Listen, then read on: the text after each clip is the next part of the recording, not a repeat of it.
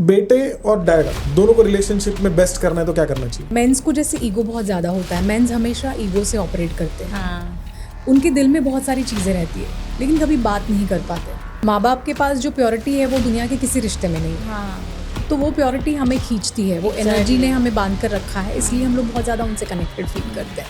अब जिसने सॉरी कह दिया ना उसका तो मन हल्का हो गया कि भाई मैंने बोल दिया, अब तू डिसाइड कर ले तुझे क्या करना है।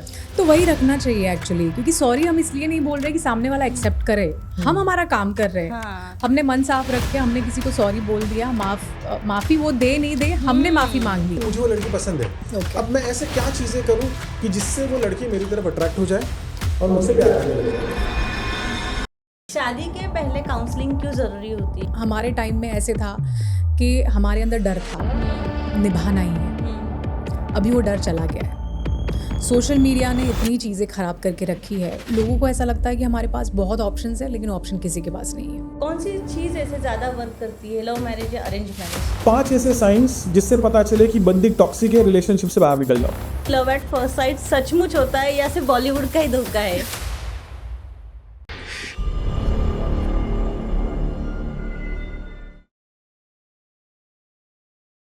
ममता मैम, आज के पॉडकास्ट में आपका स्वागत है। हम जानते हैं कि आप एक रिलेशनशिप कोच है, एक वेडिंग सिंगर है, उसी के साथ में एक एक्ट्रेस भी है। तो आज का एपिसोड आपके साथ में बेसिकली होने वाला है रिलेशनशिप कोचिंग के ऊपर। तो मैं अनु को डाइवर्ट कर देता और पहला सवाल वो आपको पूछेगी। सबसे पहले मैं जानना चाहती हूँ कि लव एट फर्स्ट साइट सचमुच होता है या सिर्फ बॉलीवुड का ही धोखा है? नहीं, धोखा नहीं है। लव एट फर्स्ट साइट होता है एक्चुअली। काफ़ी लोग ऐसे हैं जिनकी पहली बार किसी से नज़रें मिलती है और वो प्यार बहुत लंबे टाइम तक रहता है। वो लड़की अगर उसकी लाइफ में आए नहीं आए उससे मैटर नहीं करता, बट प्यार तो रहता है।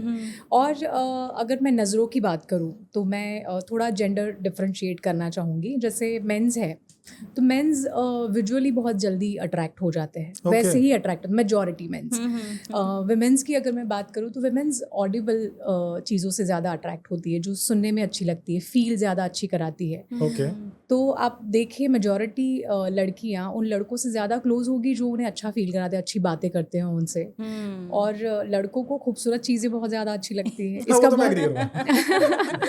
उसका बहुत बड़ा एग्जाम्पल मैं सोशल मीडिया से दूंगी कि आप देखिए जैसे बहुत सारी जो फीमेल इन्फ्लुएंसर्स हैं उनके फॉलोअर्स कौन है, मेंस बहुत ज़्यादा होंगे। और जो लड़कियां हैं वो किसको ज़्यादा फॉलो करेगी, जो शायर होंगे, हाँ, अच्छी कनेक्टेड, कनेक्ट कर बहुत पाते ज़्यादा हैं। कनेक्टेड फील करते हैं वो लोग, क्योंकि बहुत डेप्थ के साथ वो लोग बात करते हैं, इमोशंस की बात करते हैं, उन्हें अच्छा फील कराते हैं। जो मोटिवेशनल स्पीकर है, जहाँ उन्हें कनेक्शन फील होता है ना, वहाँ पर वो ज़्यादा अट्रैक्ट होती है। वैसे है। पिछले ना 6-7 सालों से मैं मोटिवेशनल स्पीकर बनने की कोशिश कर रहा हूँ, लेकिन ये मुझे करने नहीं दे रही है। मतलब मोटिवेशनल स्पीकर बनना मेरा ड्रीम था, बट मैं रियल एस्टेट प्रॉपर्टी शूट में और पॉडकास्ट में आ गया। बट अभी मुझे पता चला मैम, ये कहीं ना सपना था। हाँ, ये कहीं ना कहीं पे 100% ना इसने देखा होगा कि लड़कियां किससे फॉलो करती है। वैसे पता ना, हमारी प्रोफाइल में जब भी किसी ने अगर फॉलो किया है ना हमें, तो हर एक फॉलो, वैसे ब्लू टिक वाले होते हैं, तो ब्लू टिक वालों को जब हम देखते हैं 100% देखती है कौन है, क्या है, चैट में है कि नहीं है। नहीं, मैं ऐसा कुछ नहीं करती हूँ। ये गलत फहमी है। नहीं, क्योंकि विमेंस को बहुत ज़्यादा डिटेल की आदत होती है। हाँ, कौन मेंस बहुत फॉलो ज़्यादा- कर रहा है, Yes. किसने कमेंट की पता होना चाहिए, क्योंकि चाहिए। वैसे हमें उसको रिप्लाई भी करना है। Yes, yes. इसके लिए। और आपने कहा ना कि लड़कों को क्या होता है, अच्छी अच्छी बातें करते हैं और अच्छी अच्छी बातें करके लड़कियां उसकी वजह से अट्रैक्ट हो जाती है, और लड़कों को तो ब्यूटी मैटर करती है सबसे ज़्यादा। मेरा फर्स्ट इंटरेक्शन जब इसके साथ में हुआ था तो वही था मैम। मैं first time I still remember that day कि आई वाज इन बीकॉम में था मैं, और ये कॉलेज के कट्टे पे ऐसे खड़ी है, ऐसे पैर ऊपर करके, एंड तब मैंने फर्स्ट टाइम उसको देखा था। सेकंड डे पे मैंने उसको प्रपोज कर दिया था। अच्छा, मतलब तो आपका भी love at first love sight at ही फर्स्ट था। साइट था मैम। हाँ, ये इसके लिए मैं एग्री करूंगा। फिर तो आपने मुझे क्वेश्चन नहीं पूछना चाहिए, आपको बताना चाहिए कि हाँ, love at first site love at first site मेरे लिए था ना, उसके लिए नहीं था। नहीं, उसके मेरे लिए भी था ना। अच्छा, तो लव एट फर्स्ट साइट वाला एक्चुअल में रियल होता है, ऐसा मैम का होता कहना है, मेरे लिए भी कहना है। और लव एट फर्स्ट साइट आगे जाके कंटिन्यूएशन में भी रहता है। हाँ, देखिए प्यार, लव एट फर्स्ट साइट मतलब लव नहीं बोल सकते, बट आपको कोई इंसान अच्छा लग सकता है। फिर जैसे जैसे आप उसे जानते हैं, पहचानते हैं, तो आपको वो कन्वर्ट हो जाता है प्यार में। Yes, exactly. एंड ये लव एट फर्स्ट साइट से लेके प्यार में कन्वर्ट होने के लिए यूजुअली कितना ड्यूरेशन लगता है मैम? अगर 1.5 ईयर आपका हो गया है साथ में, तो आप समझ लीजिए कि आप बहुत लकी है। अभी आज के जनरेशन में मैं बताती हूँ, पहले के ज़माने में तो चल जाते थे रिश्ते, 5-5 6-6 साल अफेयर्स होते थे, लेकिन अभी ऐसा नहीं है। अभी 6 महीने में ही लोगों को पता चल जाता है कि रिश्ते टिकेंगे नहीं टिकेंगे। लेकिन अगर 1.5 ईयर हो गया, मतलब आप समझ लीजिए कि आप सेफ रिलेशनशिप में हैं। तो आई कांटेक्ट का मतलब प्यार की शुरुआत है या एक धोखा है, क्या लगता है आपको? सबका अलग अलग होता है एक्चुअली, क्योंकि देखिए आई कांटेक्ट तो सब जगह पे ज़रूरी है, बिजनेस में भी ज़रूरी है, नॉर्मल हम लोगों के साथ बात करते हैं वो भी ज़रूरी है। बट हाँ, कभी कभी वो धोखा भी साबित हो सकता है हमें, वी नेवर नो, क्योंकि कभी कभी लोग देखने में अच्छे लगते हैं लेकिन बाद में पता चलता है कि उनके इंटेंशंस कैसे है, क्या है।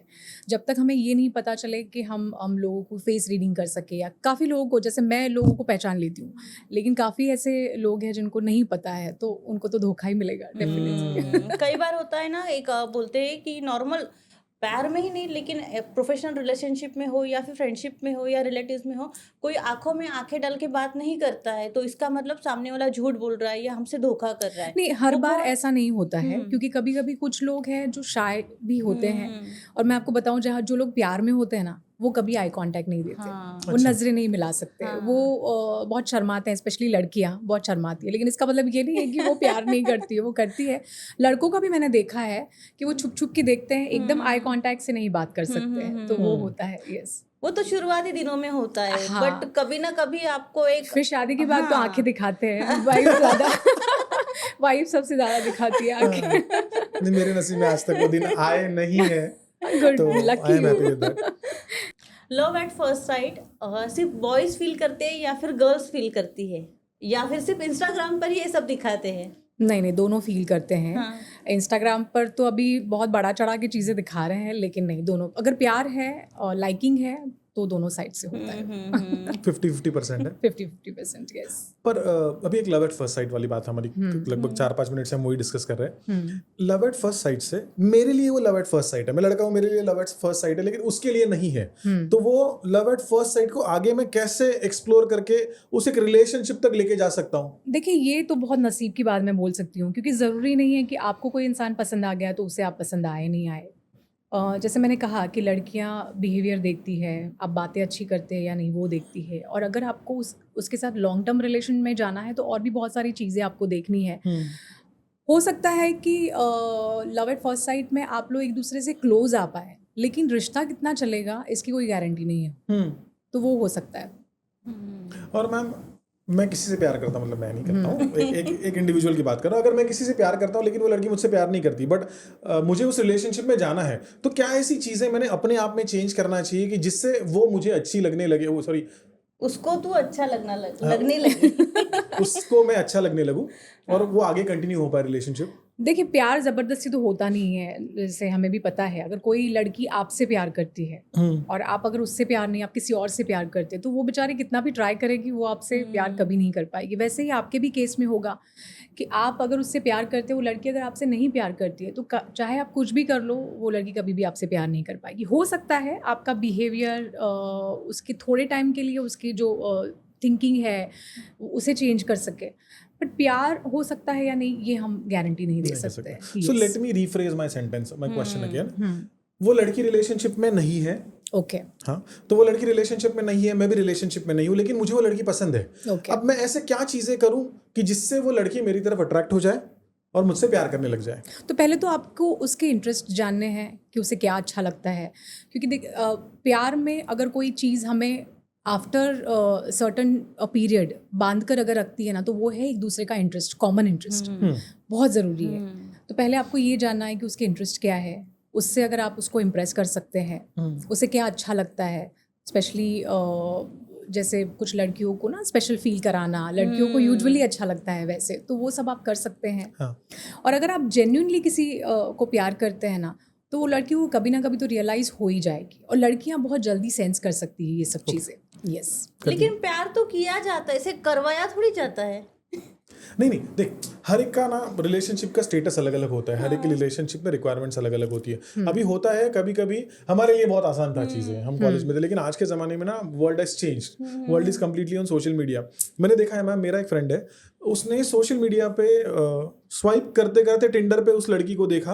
ओके वो कैजुअल डेटिंग थी, बट वो कैजुअल डेटिंग उसको वो लड़की इतनी पसंद आई कि उसको देखने के बाद में ही फेल्ट लाइक नहीं, this is the end for me and I want to have this girl in my life and I want to have this girl as a life partner. ऐसा नहीं था। इसके लिए मैंने ये सवाल पूछा कि ऐसे लोगों ने क्या करना चाहिए। तो आपने बताया कि सबसे इम्पोर्टेंट वो चीज़ थी कि यस, उसके देखिए interest क्या है। लड़कियां क्या देखती है पता है, एफर्ट्स देखती है आपके, और एफर्ट्स भी कंसिस्टेंसी होनी चाहिए। ऐसा नहीं कि आपने 4-5 बार ट्राई किया उसके बाद फिर आपने छोड़ दिया, वैसे नहीं। अगर आपकी कंसिस्टेंसी है किसी चीज़ को लेकर तो वो डेफिनेटली उस चीज़ को नोटिस करेगी। और एक बार लड़की अगर किसी से प्यार कर लेती है ना तो फिर वो कभी बैक स्टेप नहीं करती। जैसे लड़के बहुत जल्दी कर लेते हैं, लड़कियां नहीं करती है। तो एफर्ट्स और कंसिस्टेंसी ये दोनों चीज़ें बहुत ज़रूरी है। ये बात सुन के मुझे धड़कन मूवी याद आई। हाँ, देव वाला कैरेक्टर ना। क्यों याद है, क्यों याद है? अंजलि, राम और देव। हाँ। नहीं, लेकिन वो धड़कन मूवी मतलब वो अपना इसका वाला ना, सुनील शेट्टी वाला। सुनील शेट्टी वाला। पहली नजर और पहली स्माइल रिलेशनशिप में कितना इम्पोर्टेंट है, या फिर स्माइल सिर्फ डेंटिस्ट के लिए ही होती है? हाँ, डेंटिस्ट के लिए तो होती है, नहीं तो उनका घर कैसे चलेगा। बट येस, ऐसा ज़रूरी नहीं है कि पहली स्माइल या पहली नज़र।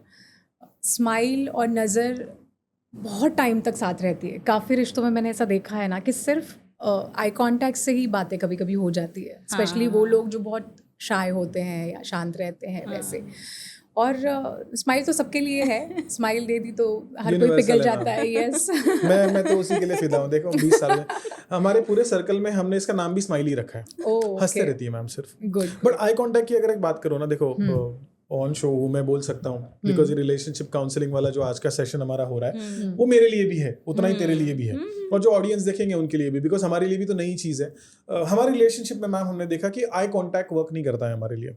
अच्छा। जो पहला वाला आई कांटेक्ट था वो आई कांटेक्ट नहीं वर्क करता है। मतलब अगर हम दोनों बैठे हैं ना एक दूसरे के सामने और मैं अगर इसको देखने की कोशिश करूँ और इससे बात देखो चेंज कर लिया, तो she is not the kind of person. मुझे लगता है कि कुछ तो ख्यालों में है, ये कुछ अलग ही सोच रहा है, ये हो जाता है। तो मैं अगर उससे if I'm trying to speak with her through my eyes ना, she is not the kind of person who will reply to me with that। तो ये हमेशा मेरे को ऐसा खलता था कि यार ये बंदी यार मेरे को आई कांटेक्ट के थ्रू तो देती नहीं, और मेरे को आंखों से देखने के लिए अच्छा लगता है उसका भी है ही तो ऐसा। बट बाद में फिर मैम मैंने रियलाइज किया कि जो मुझे पसंद है ऐसा कोई कंपल्शन नहीं कि मेरे पार्टनर को भी वो पसंद आए। Exactly. तो इसके लिए अगर मेरे पार्टनर को वो पसंद नहीं है तो मैं अपने आप को चेंज करता हूँ। I will not try to change her, it's better that I change myself and keep that relationship healthy. यही मैंने देखा। तो हम अभी आपसे ये जानना चाहेंगे और हर व्यूअर जानना चाहेगा, आप रिलेशनशिप कोचिंग में एग्जैक्टली करते क्या हो? कोचिंग में देखिए हम लोगों को, मैं तो हमेशा रिश्ते निभाना ही सिखाऊंगी किसी को भी। रिश्ते तोड़ना हम कभी नहीं सिखाते हैं, क्योंकि रिश्ते बहुत प्रेशियस होते हैं और हमारा जो फाउंडेशन होता है जीवन जीने का वो रिलेशनशिप से ही शुरू होता है, स्पेशली हमारे माँ बाप से। सबसे पहले हमारे माँ बाप आते हैं। अगर हमारे पेरेंट्स के साथ हमारा रिश्ता अच्छा है तो हम बाकी सारे जगह पे, जैसे अगर पापा के साथ अच्छा है तो आप करियर में सक्सेस आपको बहुत अच्छी मिलेगी, जल्दी मिल सकती है। मम्मी के साथ आपका बहुत अच्छा बॉन्डिंग है तो आपके पास पैसे बहुत ज़्यादा आता है, ऐसा स्पिरिचुअलिटी में मानते हैं। तो रिलेशनशिप बहुत इंपॉर्टेंट है। आप देखिए अगर आपका रिश्ता किसी के साथ अच्छा नहीं है, आप बहुत सक्सेसफुल है, आपके पास पैसा है, सब कुछ है, लेकिन जब आपके साथ वो सक्सेस स्टोरी शेयर करने के लिए या आपके पास बैठने के लिए 4 दोस्त नहीं है जिसे आप बता सके कि आपने क्या किया है, तो फिर उस सक्सेस का कोई मतलब ही नहीं है ना। नहीं है। तो वही है। तो रिलेशनशिप तो वैसे भी बहुत इंपॉर्टेंट है लाइफ में। लोग कहते हैं ऐसा पैसा बहुत, पैसा है लेकिन रिश्ते मेरे ख्याल से ज़्यादा important. This is what I feel. तो कोचिंग में हम वही करते हैं, हम लोगों को इंपॉर्टेंस समझाते हैं कि देखिए रिश्ते बहुत इंपॉर्टेंट है। जो एक बार बनते हैं उसे लॉन्ग टर्म तक निभाइए। हम ये भी नहीं कहेंगे कि ज़बरदस्ती आप निभाइए, लेकिन हर रिश्ते में, जैसे आपने कैसे कहा ना कि जो मेरी पार्टनर को नहीं पसंद है तो मैंने अपने आप को ही चेंज कर लिया। काफ़ी सारे रिश्तों में मैंने देखा है कि पार्टनर्स कोशिश करते हैं अपने पार्टनर्स को चेंज करने की, वो खुद को कभी चेंज नहीं करते, और इसी वजह से रिश्तों में इतने प्रॉब्लम्स होते हैं ना। अगर हर रिश्ते में एक इंडिविजुअल अपनी रिस्पॉन्सिबिलिटी खुद ले ले, क्योंकि मैं स्पिरिचुअलिटी में भी हूँ, मैं कोचिंग में भी हूँ, इमोशनल इंटेलिजेंस भी सीखा है, तो दोनों में जो कॉमन चीज़ है ना वो यही है कि you should take your own responsibility. वो सबसे इम्पॉर्टेंट है। अगर सब लोगों ने रिश्तों में ये चीज़ कर ली ना तो रिश्ते बहुत आसानी से निभ जाएंगे। तो रिलेशनशिप में कौन से टाइप के लोग आपके पास में आते हैं काउंसलिंग करने के लिए? काफ़ी सारे लोग आते हैं, स्पेशली कपल्स आते हैं मेरे पास ज़्यादा। डिवोर्स के केसेस जैसे होते हैं, एक्स्ट्रामैरिटल अफेयर्स होते हैं, लड़कियां हैं जिनकी शादी नहीं हो पा रही है, ब्रेकअप हो जाता है, तो काफ़ी सारे केसेस सब लेके दुख लोग दर्द वाले आते हैं। Yes yes. अभी प्री मैरिटल के लिए भी आ रहे हैं काफ़ी लोग, हाँ। क्योंकि लोग जानना चाहते हैं कि शादी के पहले हम लोग काफ़ी सारी चीज़ें समझ लें तो बहुत इजी हो जाता है। क्योंकि अभी क्या हो रहा है ना, डिवोर्स केसेस बहुत ज़्यादा हो रहे हैं। जैसे भी 10 में से अगर 4 केसेस डिवोर्स के हो रहे हैं तो 7 केसेस एक्स्ट्रामैरिटल अफेयर के हो रहे हैं। अच्छा। रिश्ते बहुत टूट रहे हैं, हर कोई रिश्तों में परेशान है, लेकिन लोगों को पता भी है कि क्या प्रॉब्लम्स है, बट फिर भी उन्हें चेंज नहीं करना है अपने आप को, कोई अपने आप को चेंज करना ही नहीं चाहता है ना। करना ही नहीं चाहता। यस, सब यही सोचते हैं, आपने थोड़ी देर पहले कहा था, हर कोई यही सोचता है कि मैं अपने पार्टनर को चेंज करूं। मैं क्यों चेंज हूं? मैंने चेंज नहीं होना चाहिए, let me change my partner. Yes. हर एक सेगमेंट के ऊपर मैम मैं आपसे बात करूंगा, लेकिन सबसे पहले मुझे आपसे बात करनी है, रिलेशनशिप सिर्फ हस्बैंड वाइफ का नहीं होता, रिलेशनशिप होता है माँ और बेटे का, रिलेशनशिप होता है बाप और बेटे का। तो कोई ऐसा केस स्टडी आपके पास में आया है जहाँ पे बाप और बेटे की रिलेशनशिप में तनाव थे, उन तनाव को आपने रिजॉल्व किया एंड अभी उनकी बहुत अच्छी ग्रोथ चल रही है, फैमिली में अच्छे सा एटमॉस्फेयर है? नहीं, ऐसा केस आया नहीं है, लेकिन मैं आपको बताती हूँ ना, जितने भी लोग, जैसे मैं हीलिंग करती हूँ तो काफ़ी सारे लोगों को मैं सबसे पहले ये पूछती हूँ कि आपका रिलेशन आपके पेरेंट्स के साथ कैसा है। तो जो चाइल्डहुड ट्रॉमास जो होते हैं ना, वो पेरेंट्स से ही शुरू होते हैं। वहाँ पर कहीं उन्हें जो प्यार चाहिए था, सपोर्ट चाहिए था, वो पेरेंट्स से नहीं मिलता है। तो इसकी वजह से उनके लिए, उनके दिमाग में रिश्तों को लेकर इतने सारे सवाल आ जाते हैं, इनसिक्योरिटी आ जाती है, फियर आ जाता है, जिसको वो लोग रिजॉल्व नहीं कर पाते, और उसका असर उनके रिश्तों पर बहुत पड़ता है। तो इसलिए मैंने कहा ना कि रिश्तों का फाउंडेशन ही पेरेंट्स है। अगर आपके पेरेंट्स के साथ रिश्ता अच्छा है ना, तो आप दुनिया में सबके साथ अच्छा रिश्ता मेंटेन कर सकते हैं। और मैं तो लोगों को यही बोलती हूँ हमेशा कि पहले जाके अपने पेरेंट्स के साथ रिलेशन आप अच्छा कीजिए, अगर नहीं है तो पहले कीजिए।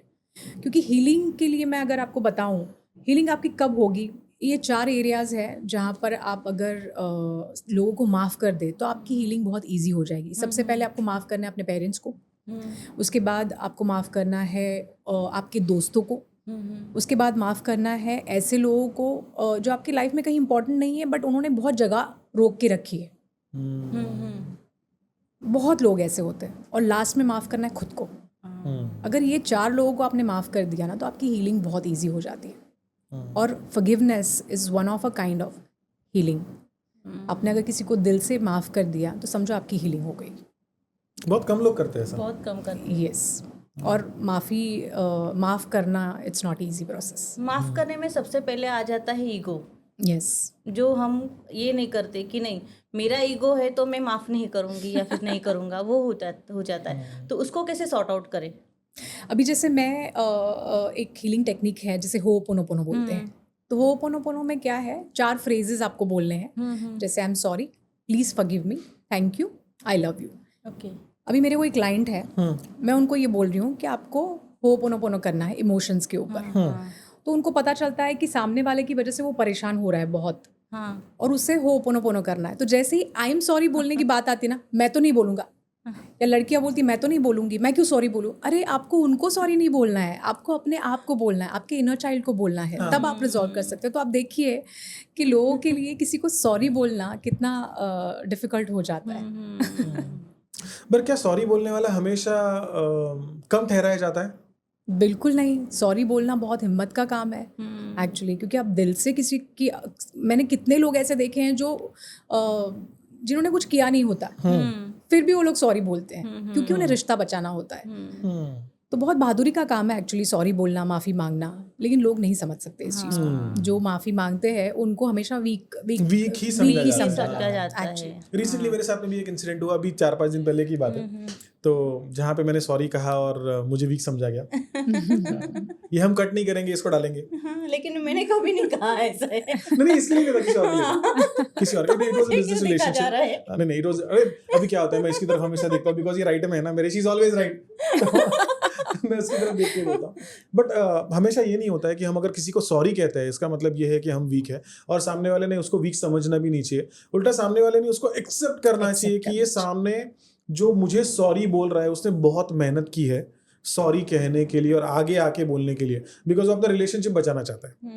बट जो नहीं समझते वो आगे चले जाते हैं, और जो कह देता है कि भाई मैंने अब जिसने सॉरी कह दिया ना उसका तो मन हल्का हो गया कि भाई मैंने बोल दिया, अब तू डिसाइड कर ले तुझे क्या करना है। तो वही रखना चाहिए एक्चुअली, क्योंकि सॉरी हम इसलिए नहीं बोल रहे कि सामने वाला एक्सेप्ट करे, हम हमारा काम कर रहे हैं। हाँ। हमने मन साफ रख के हमने किसी को सॉरी बोल दिया, माफी वो दे नहीं दे, हमने माफी मांग ली है। अगर ये रखेंगे ना तो अच्छा। अभी कुछ लोग माफी मांगते हैं, सामने वाला जब तक रिएक्ट नहीं करता उनके दिल में चलती रहती है चीजें, अरे मैंने उसको सॉरी बोला, उसने रिएक्ट ही नहीं किया। तो लोगों को रिएक्शंस में बहुत इंटरेस्ट होता है। हाँ, हम दूसरों के ऊपर के बोलना चाहिए, तब जाके हमें समझ में आ जाएगा कि हाँ उसने माफ किया। बट हमने सॉरी बोल दिया मतलब हमारे दिल का बोझ हमने निकाल दिया है, वो समझ में नहीं आता है। वो बहुत नहीं बार। आता है समझ में। Yes yes. हाँ, अभी जैसे मैं मेरी बात करूं, सेशन ही है हो सकता है सारी बातें कर ले। हो सकता है कि ये थेरेपी वाला सेशन मेरे लिए हो जाए। अभी ma'am, in a relationship between me and her, I am the one who says sorry, okay. I am the one, but she never says sorry. अच्छा, क्योंकि नहीं आई एम ऑलवेज राइट। नहीं, ये गलत बात है एक्चुअली, बोलना चाहिए। और मैंने देखा है बहुत सारी वुमेन्स की होती है आदत, क्योंकि उसमें भी हस्बैंड का ही रोल होता है बहुत ज़्यादा, क्योंकि आप इतना पैम्पर करते होंगे उनको, तो उनको कभी ज़रूरत महसूस ही नहीं हुई। हाँ, वैसा भी हो सकता है। लेकिन अभी आप बोलिए सॉरी, तो एक्चुअली सॉरी बोलने से देखिए कोई छोटा बड़ा तो नहीं हो जाता है। अगर रिश्ता बचाना है, ये सॉरी एक ऐसा फ्रेज है ना जो जैसे हम आई लव यू बोलते हैं, हाँ, तो जब गलती की माफी मांगते हैं, that is also one of kind of love, अपनी लव एक्सप्रेस किया, वो हो जाता है। लेकिन लोगों को ऐसा लगता है कि अरे मैंने सॉरी बोल दिया मतलब मैं झुक गया या मैं झुक गई, वैसा होता है। लेकिन वैसा कभी नहीं होता है। नहीं, लेकिन हमारे केस में अलग बात होती है, गलती हमेशा हो जाती, फिर मेरा होता है कि मैं सॉरी क्यों बोलूं। जब मैंने कुछ किया ही नहीं तो मैं क्यों सॉरी बोलूं, वो हो जाता है। नहीं, यही है ना मैम, यही प्रॉब्लम है। 90% लड़कियों का यही प्रॉब्लम है, मैंने कुछ किया हर ही नहीं। रिश्ते में ये प्रॉब्लम है, मैं बोलती हूँ हर रिश्ते में। मैंने कुछ किया ही नहीं तो मैं क्यों सॉरी बोलूं। एक मर्द को क्या चाहिए? झगड़ा होने के बाद में एक मर्द को यही चाहिए कि उसकी औरत 5 मिनट के अंदर उस चीज को रिजॉल्व करे, पास में आए, हक करे और बोले छोड़ना, हो गया, अपने को जिंदगी भर साथ में ही जीना है। तो ये छोटी सी बात के लिए हम क्यों आगे चले? लेकिन रिजॉल्व करना चाहिए, चीज को रिजॉल्व करना चाहिए। काफी लोग रिजॉल्व नहीं करते, वाइफ को बोलने भी नहीं देते और साइलेंट ट्रीटमेंट देते। ये सबसे डेंजरस चीज है। तो अगर आप रिजॉल्व कर रहे हैं, मेरी शादी को ऑलमोस्ट 22 साल हो गए, मेरे हस्बैंड के साथ मैं ऑलमोस्ट 31 ईयर्स से हूँ। लेकिन मुझे याद नहीं आ रहा है कि हम लोगों ने 10 मिनट से ज़्यादा कभी बात एक दूसरे से नहीं की है। तो ये बहुत बड़ा सीक्रेट है जो मैं हर कपल्स को बोलना चाहूँगी कि चाहे कुछ भी हो, जैसे आप बोल रहे हो, it's very much true. 5 minute में या 10 मिनट में वो चीज़ें रिजॉल्व होनी चाहिए। अगर रात को झगड़ा हुआ है तो रात को ही उसे सॉल्व करो। ऐसा नहीं है कि सुबह बात करेंगे, नहीं। क्योंकि अगर एक जन को नींद आ जाएगी, हो सकता है दूसरा पूरी रात जागे और तकलीफ में हो। वैसा क्यों करना है? काफ़ी केसेस में ऐसा होता है ना कि हस्बैंड वाइफ झगड़ते हैं, फिर बात नहीं करते। जैसे वाइफ जागती रहती है, हस्बैंड सो जाता है, तो वो नहीं होना चाहिए। जैसे आपने अगर झगड़ा हुआ है तो 10 मिनट में आपको वो चीज़ें सॉल्व करनी ही है। अगर नहीं करेंगे तो वो आगे जाके और प्रॉब्लम क्रिएट करती है। और इसका वो इसलिए होता है, फिर वाइफ जैसे बातें निकालती है ना पुरानी झगड़े में, बहुत रिपीट करती है, तुमने उस वक्त ये बात कही थी। वो इसलिए बोलती है क्योंकि उस वक्त वो चीज़ सॉल्व ही नहीं की आपने, इसलिए प्रॉब्लम होता है। मेरे साथ में भी होता है मैम ये। हर हस्बैंड के साथ होता है। मेरे साथ में भी होता है। नहीं, ये यूजुअली हर एक के साथ में होता है अनु। बिकॉज प्रॉब्लम क्या है पता है, रिलेशनशिप में जब भी साइलेंस आता है ना, जब मैम ने थोड़ी देर पहले कहा था, वो क्या silent treatment is actually a killer. हमें ऐसा लगता है कि हम चुपचाप बैठे हैं तो इसका मतलब है ये रिलेशनशिप का जो हमारा अभी का प्रॉब्लम है वो रिजॉल्व हो जाएगा। मैं कुछ नहीं बोलूंगा, इसकी वजह से हमारे दोनों के बीच के रिश्ते जो है वो बेटर हो सकते हैं। बट लेकिन वो किलर है, वो रिलेशनशिप को तुम्हारे ब्रेक करेगा। उससे अच्छा जो तुम्हारे मन में है ना वो बोल दो, एक लिमिट में बोलो। किसी को इंसल्ट करके नहीं बोलना है, हर एक का रिस्पेक्ट करके बोलना है, लेकिन आप जो मन में लग रहा है वो बोल दो और उसको इमीडिएटली 10 मिनट्स में रिजॉल्व करो। हमारे दोनों के बीच में ना मैम 10-15 मिनट से ज़्यादा कभी झगड़े नहीं हम टिकने देते। मैं कभी नहीं टिकने देता, बिकॉज मेरे में उतना पेशेंस ही नहीं है कि मैं उसका उतरा हुआ चेहरा मेरी तरफ देख पाऊँ। और मुझे ऐसा लगता है हर मर्द ने वो करना चाहिए कि अपनी अगर पार्टनर कोई भी हालत में ऐसे कोई मेंटल ट्रॉमा से जा रही सिचुएशन से जिसके लिए आप जिम्मेदार हो, आप रिस्पॉन्सिबल हो, इमीडिएटली उसको रिजॉल्व करो, वो सबसे ज्यादा बेटर है। मुझे मैम से नानू पेरेंटिंग के बारे में बात करनी थी, बिकॉज रिलेशनशिप कोचिंग में हमेशा ये ज्यादा जरूरी नहीं है कि हस्बैंड वाइफ का रिलेशनशिप है, गर्लफ्रेंड बॉयफ्रेंड का भी है, पेरेंटिंग का भी एक रिलेशनशिप है। मैं एक छोटा सा एग्जांपल बताता हूँ मैम।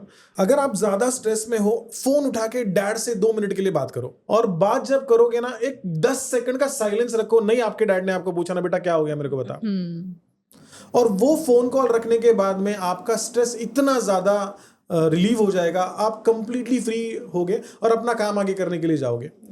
तो बेटे और डैड दोनों को रिलेशनशिप में बेस्ट करना है तो क्या करना चाहिए?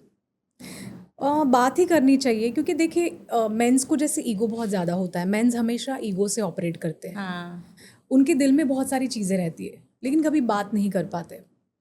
अभी जैसे पापा है, उसको भी कुछ बोलना है अपने बच्चे को, लेकिन वो नहीं बोल पाते हैं। उसको ऐसा लगता है कि चलो ठीक है ना, वो समझ जाएगा।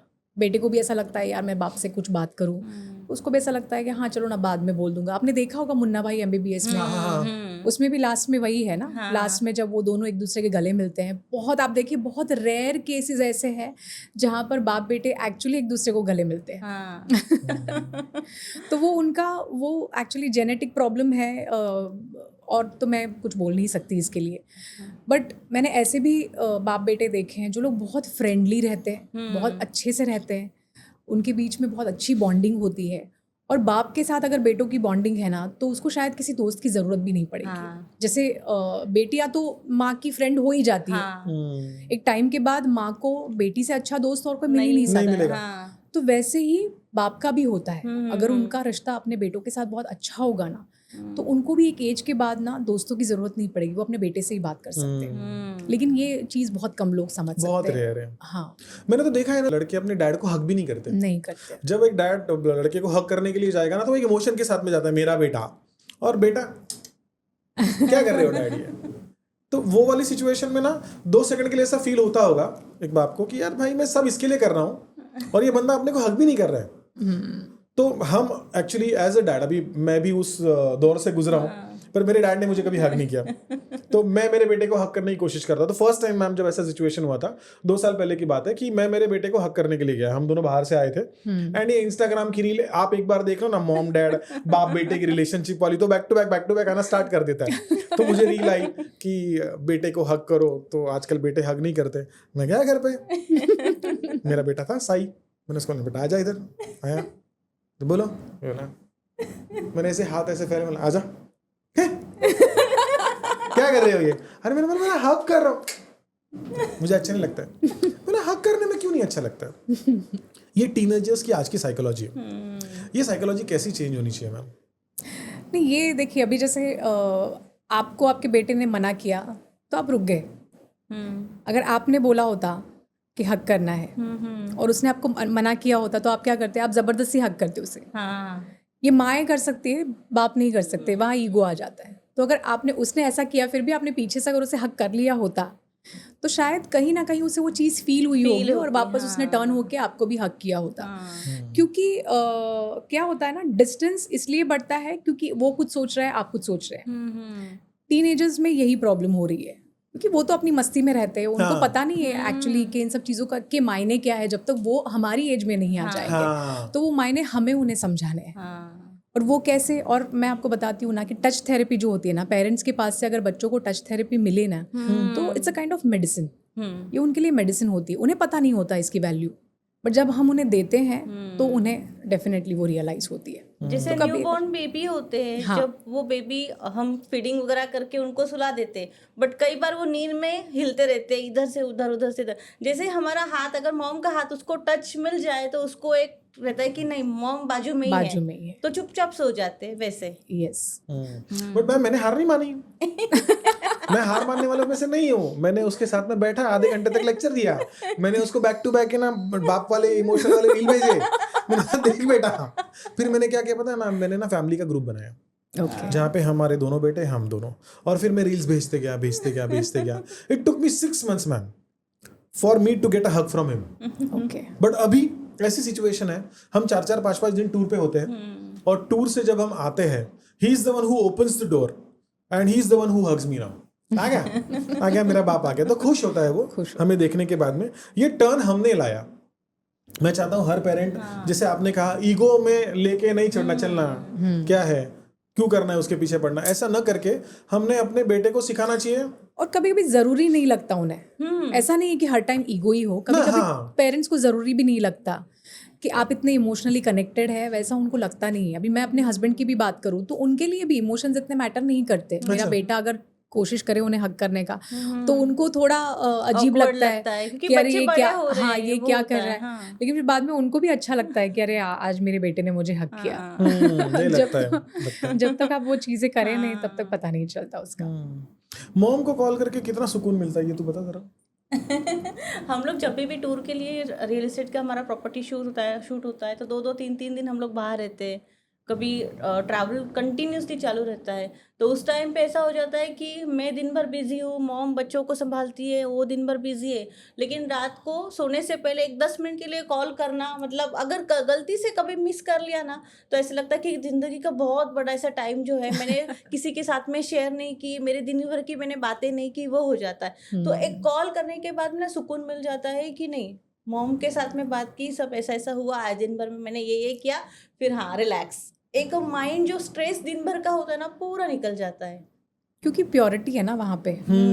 माँ बाप के पास जो प्योरिटी है वो दुनिया के किसी रिश्ते में नहीं है। हाँ। तो वो प्योरिटी हमें खींचती है, वो एनर्जी ने हमें बांध कर रखा है, इसलिए हम लोग बहुत ज़्यादा उनसे कनेक्टेड फील करते हैं। और मैम मैंने देखा ना, इंडिया में 90% लोग middle class, lower middle class level से हैं। बाप कमाता नहीं है, बेटे ने आगे जाके कमाना स्टार्ट कर दिया, बट बेटा ये भूल जाता है कि बाप ने बचपन से लेके उस बढ़ने तक मुझे खिलाया पिलाया, मेरा पालन पोषण किया।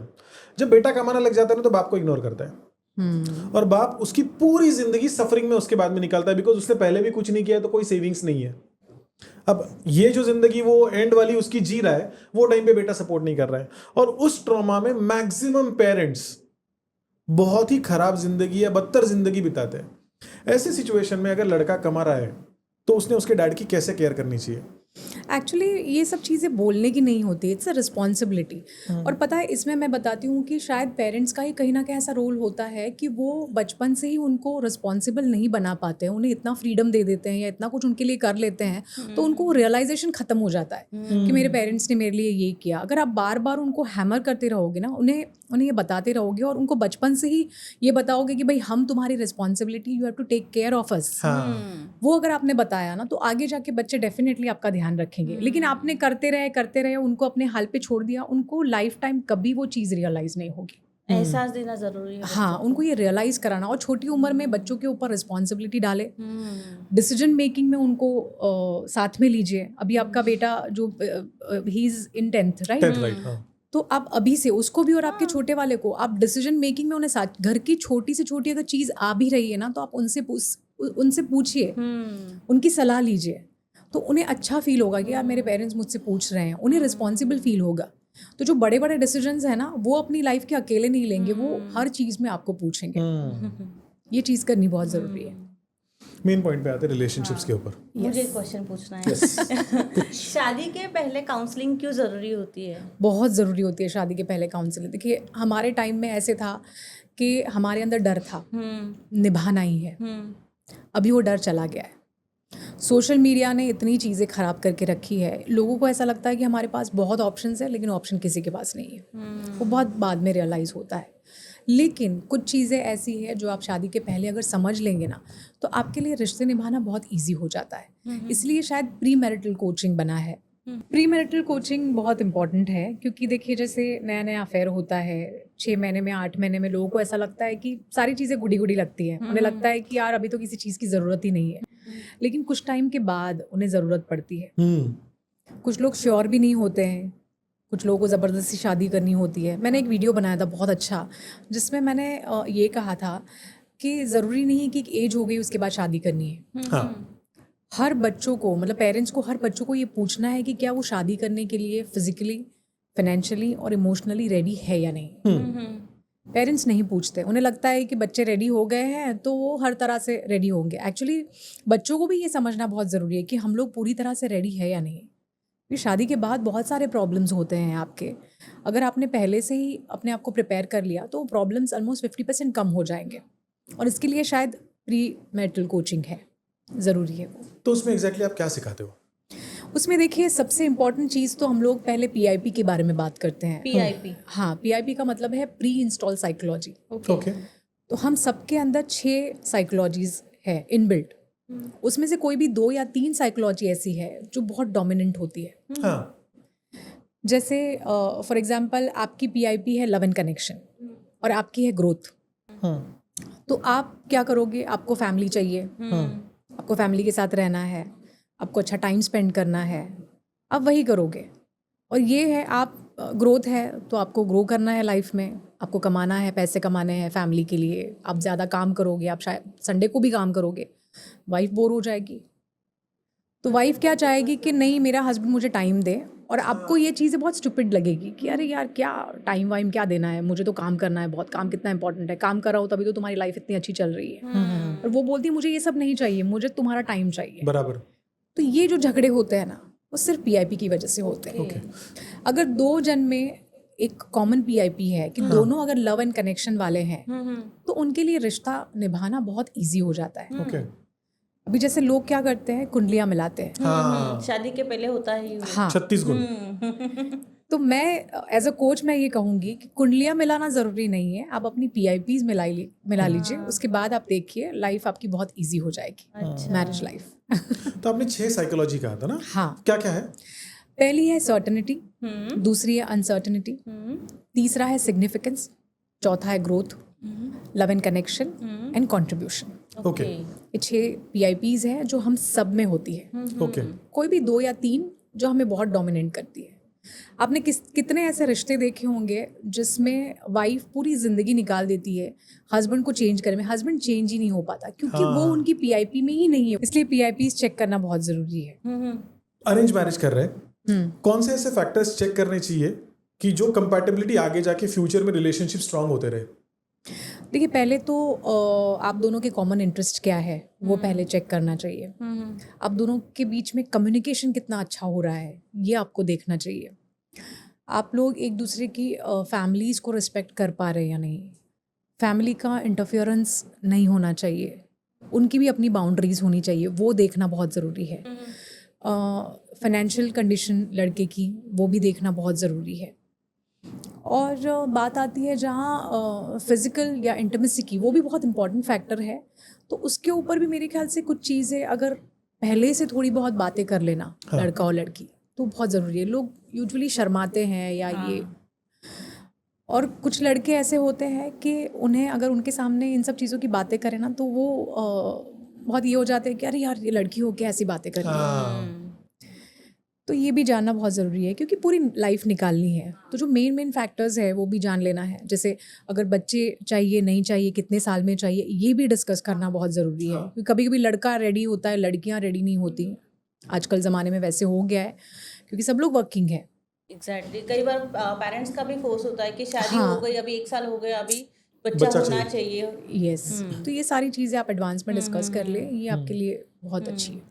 कौन सी चीज़ ऐसे ज़्यादा वर्क करती है, लव मैरिज या अरेंज मैरिज? देखिए, हर रिश्ते में एक बहुत कॉमन चीज़ होती है ना कि विलिंगनेस, आपको एक दूसरे के साथ कितना रहना है और रिश्ते निभाने की आपकी ताकत कितनी है।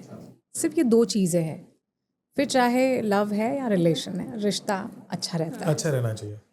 कौन से ऐसे रेड फ्लैग्स हैं जो आइडेंटिफाई हो जाएंगे कि ये है तो अभी रिलेशनशिप ज़्यादा टिकेगा नहीं? देखिए, जैसे पार्टनर बहुत ज़्यादा डोमिनेट कर रहा है आपको, लड़का है लड़की, दोनों लड़कियां भी करती है। पॉजिटिवनेस है, जिन लोगों का बहुत कंट्रोलिंग नेचर होता है कि मुझे पूछे बगैर कोई चीज़ें नहीं होनी चाहिए। कुछ पार्टनर्स ऐसे होते हैं जो बहुत ज़्यादा अटेंशन सीकर होते हैं, वो भी देखना बहुत ज़रूरी है। कुछ लड़कियां ऐसी है कि आपके साथ तो बहुत अच्छे से रहेगी लेकिन फैमिली के साथ जाते ही वो एकदम ऑफ हो जाती है। लड़कों का भी वैसे होता है, आपके साथ बहुत अच्छे हैं लेकिन फैमिली के सामने ही जाते वो ऑफ हो जाते हैं।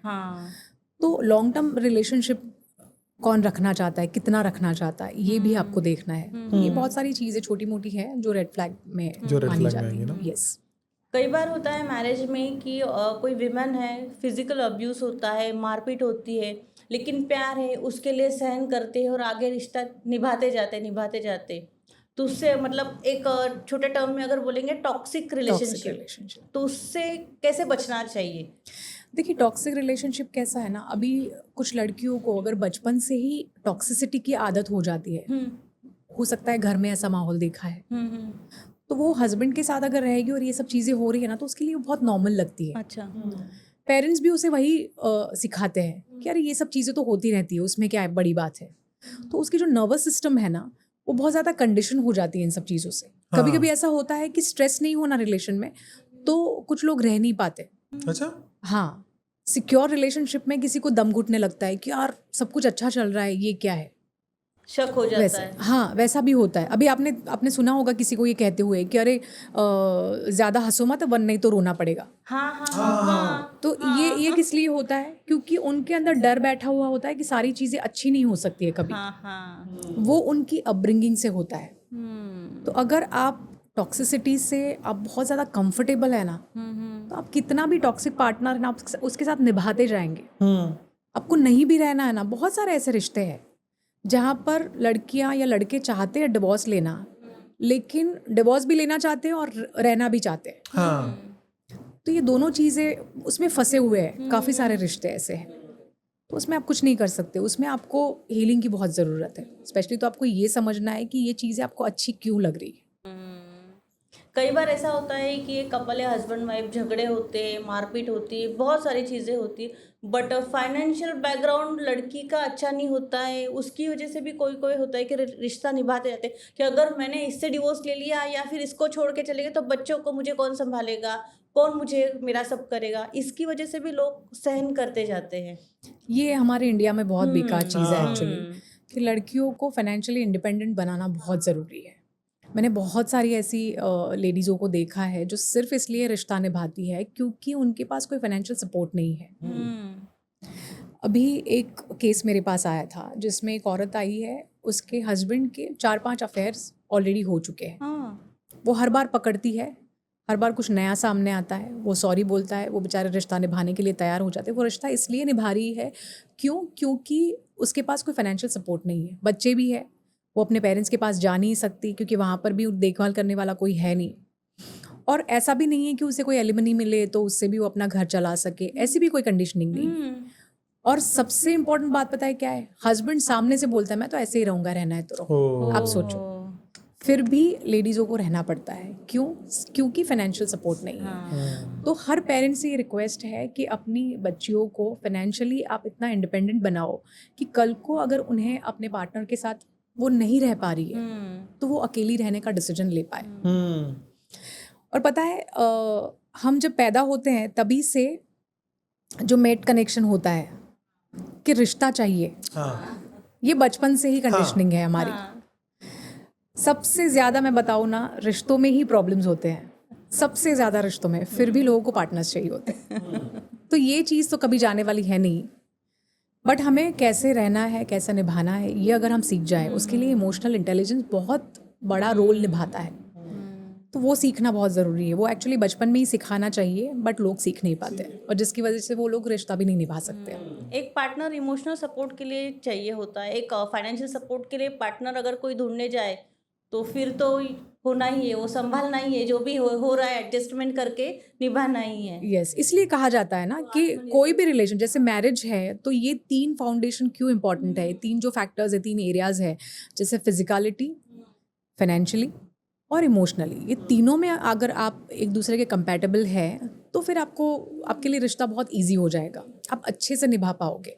और हमारे समाज में जैसे लड़के कमाते हैं तो ये भी कंडीशनिंग है ना, ये तो बहुत सालों से बनती आई हुई।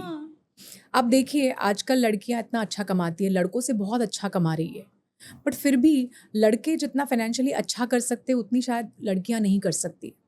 आप घर संभालने की बात करें, लड़के अगर घर का काम भी कर रहे हैं फिर भी लड़कियां जितना अच्छे से घर संभाल सकती है, बच्चों को संभाल सकती है, उतना लड़के नहीं कर सकते। तो ये दोनों रोल उन्हें पहले से ही असाइन किए हुए हैं और वो उन्हें अच्छी तरह से निभाने हैं। ये उन्हें अगर पता चल जाए, अभी लड़कियां कैसे है फेमिनिज्म कि हाँ इक्वालिटी ये समझती है कि कमाने लगी है तो इक्वल हो गई। औरतें कभी पुरुष की बराबरी में आ ही नहीं सकती क्योंकि औरतें बहुत ज़्यादा सुपीरियर है, वो इतना कुछ कर सकती है जो शायद पुरुष कभी नहीं कर सकता।